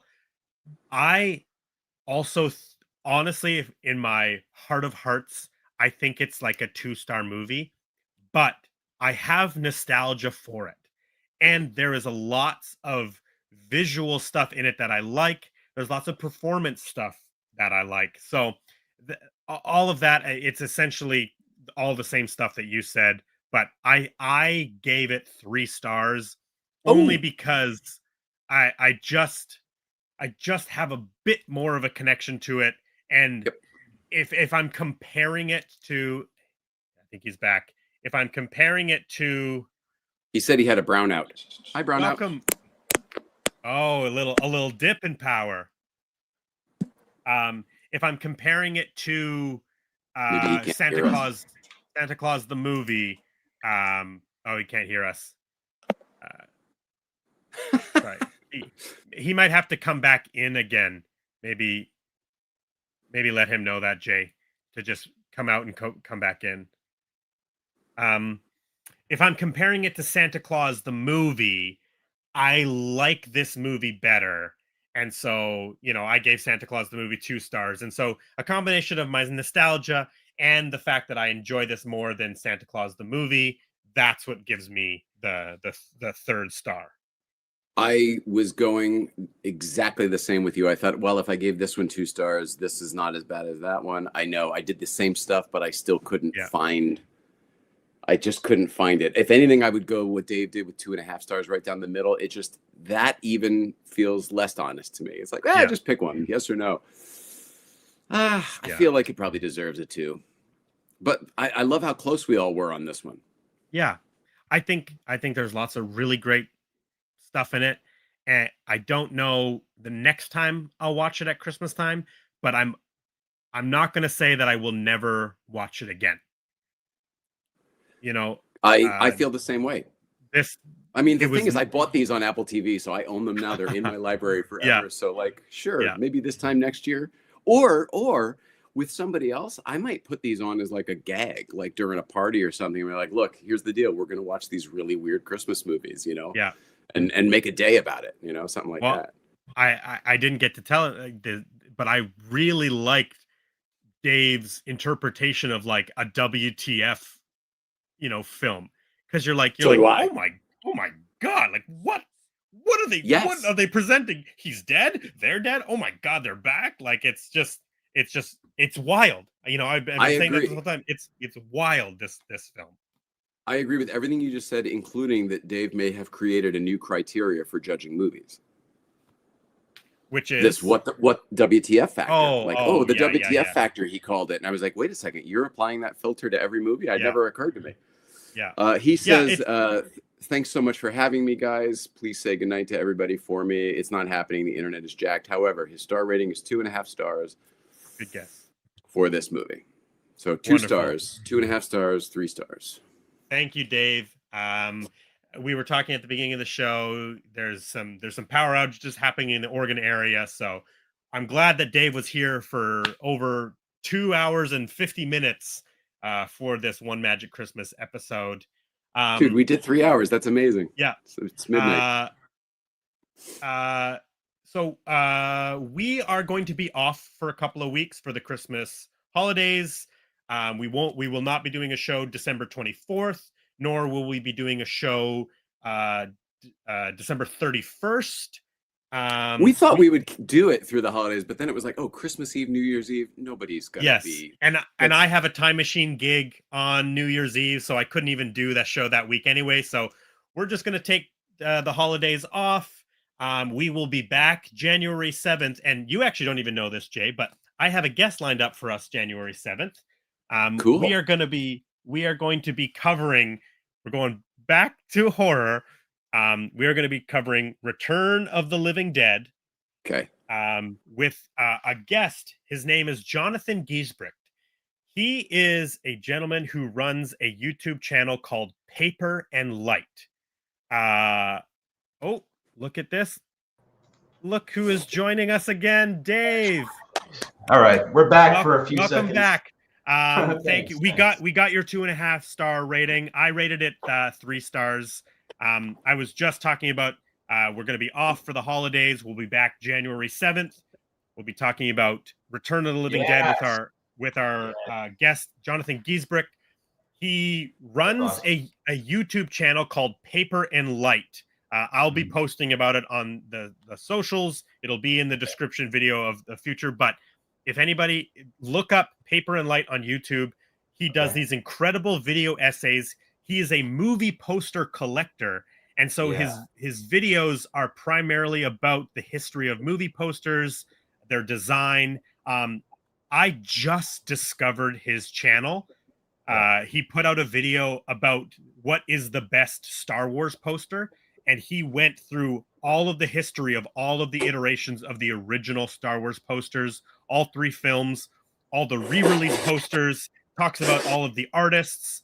He has an incredible video that I just watched on the Jurassic Park poster, the Shining poster. He is, it's an incredible channel. I just discovered him.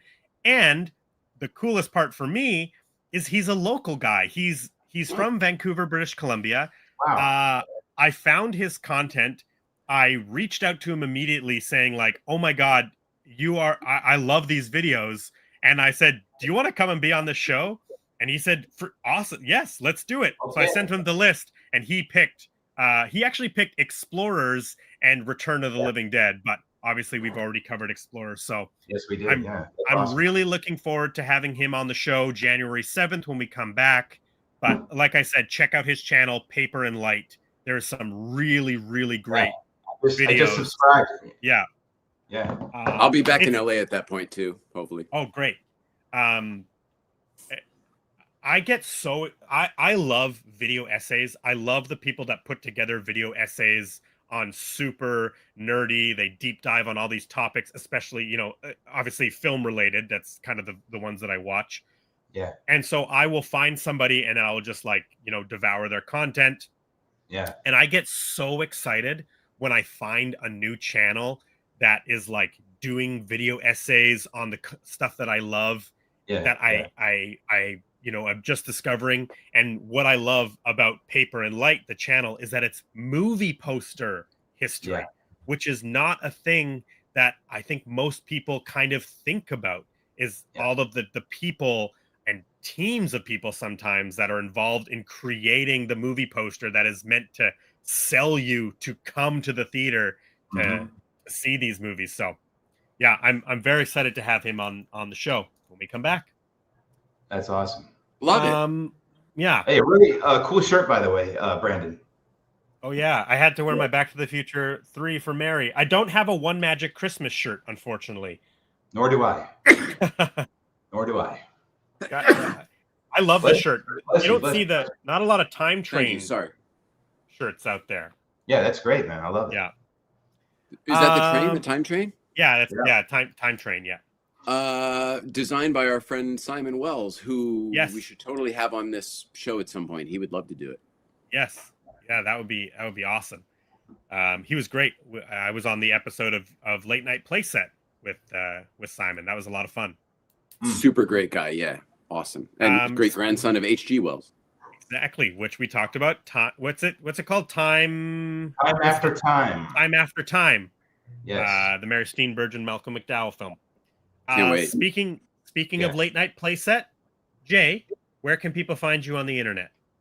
Thank you, Brandon. Well, once we get back to Los Angeles, you can find me back on Late Night Playset when we go live again, Wednesdays. No, Tuesdays? I don't remember when we do that show. Everything's confusing. You're Tuesdays. This is Wednesdays. That's right. Please subscribe to A Blockbuster Year, though, by the way. Porsche Life 111 is where you can find me on a daily basis. I'm out on the road right now doing this USA Grand Tour. It's been 2 months. We're on the tail end of it. I'll be heading back west soon.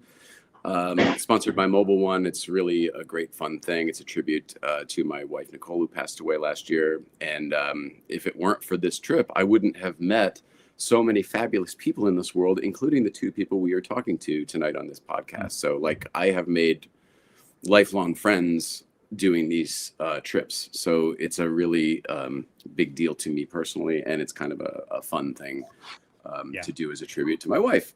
So Porsche Life 111, Late Night Playset, Good Vibes Breakfast Club if you're a car guy in LA. And that's it. Brandon, how about you? First and foremost, follow A Blockbuster Year on Instagram, Facebook. Subscribe to the channel. We're live here every Wednesday. We'll be off for a couple of weeks, back January 7th. And then you can find me personally at BC DeLorean on Instagram, Facebook, TikTok, all of those social medias. And give us a follow there if you want to see some movie car content. Yeah. Awesome movie car content. Thank you. Dave, where can people find you? Well, when I'm successfully connected to the internet, you can find me at on Facebook, Dave Knight on Facebook with a K, Knight, or Instagram, or Goonian Dave on Instagram, and you can find me in the real world in Astoria. I work at the Oregon Film Museum in Astoria. You can find me there if you ever decide to visit. Yeah, and we highly recommend you do. We talked about it last week, but the Oregon Film Museum is the jail from the opening of the Goonies. This is correct. Yes, the opening jailbreak sequence. Yes. Also, like Astoria is just like one of the greatest places to visit. besides its filming history with the Goonies, Kindergarten Cop, Free Willy, Short Circuit, all of that, it's also just like one of the coolest, like, little towns with like music stores and thrift stores and antique. Like, it's such a cool place to vintage visit, video games, vintage arcades, vintage physical media stores. I think of our friends at Video Horizons. It's crazy. And great restaurants. Everyone in the town is lovely. Yeah. I want to live there. Yeah, it's fantastic. Yeah. I have to emphasize the restaurants, because I'll tell you, I've lived here a few years now, and I've had like one kind of experience that I wouldn't want to have again. But aside from that, the food here is excellent. It's off the charts. Yeah, highly recommended everywhere. Yeah.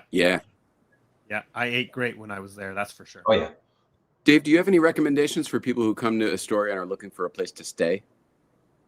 To stay? Like an overnight accommodations? Yeah, the Short Circuit House. Well, okay, me too. But contact me and ask about the availability of the Short Circuit House to stay. I honestly, I don't have really good hotel recommendations, unfortunately. Okay. It's not something that I have ever thought about being up on. Sorry. It seems like Astoria has something for everybody, in that they have some rather nice modern something where you would want to put somebody fancy up, an actor or something like that. But it also has all of these really quaint, like mom and pop. I wouldn't call them bed and breakfast, but what comes to mind for me is a place I've stayed called the Atomic Motel. Yes, there you go. And the people who run it are very nice. The rooms are cute and kitschy, and it's this mid-century modern kind of thing. And it was super affordable, and I recommend them to everybody. But it's more of an old school motel kind of vibe. Yeah. I just kind of was curious, for somebody who's been there for a few years, if there was any place you liked. I've never stayed anywhere. That's the problem. I've never lived there. Right. Yeah. Yeah. I moved here. I moved in, and I was done. Good. But I do second Atomic. I've heard really good things about them, and they do have a really cool setup. I've driven past it plenty of times, and I've been in the lobby once, and I hung out with them for a little while. But the lobby is the weirdest part of it. The rooms are very normal and fine. The lobby's a little kitschy and weird. Oh, okay. All right.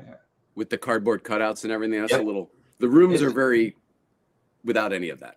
Okay, I figured it was the same thing all around, but no. No, okay.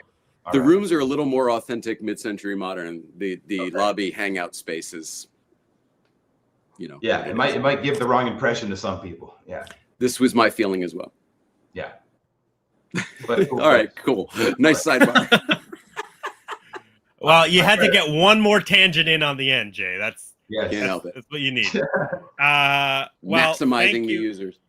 Thank you for being here, Dave. Thank you for joining us. Again, much love to Dustin Johnson, who was supposed to be with us tonight. We hope he's doing well. Thank you, everybody, for watching. Thank you for listening. Thank you for being here. Thank you, Jay. Love doing this show with you. It's so much fun. I love doing the show with you, buddy. Meeting you in Astoria is one of my favorite things, because it led to this. I love doing the show with you. It's a blast. Ditto.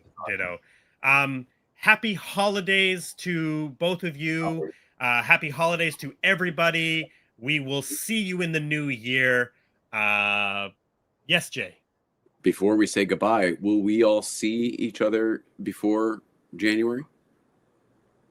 I'm going to see Dave for sure. Yeah. Yes. When are you coming again, Jay? You tell me what's good.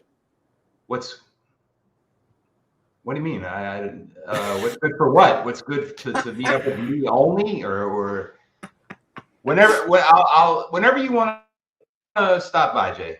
You know where to find me. Perfect. Okay. Yeah, and it all just depends on my schedule, but maybe we will see each other before the new year. Okay. But we will see all of you blockies. I'm trying that out again. See all you blockies in the new year. Blockies. January 7th. I'm trying it out. We'll see. It's not bad. I've heard worse.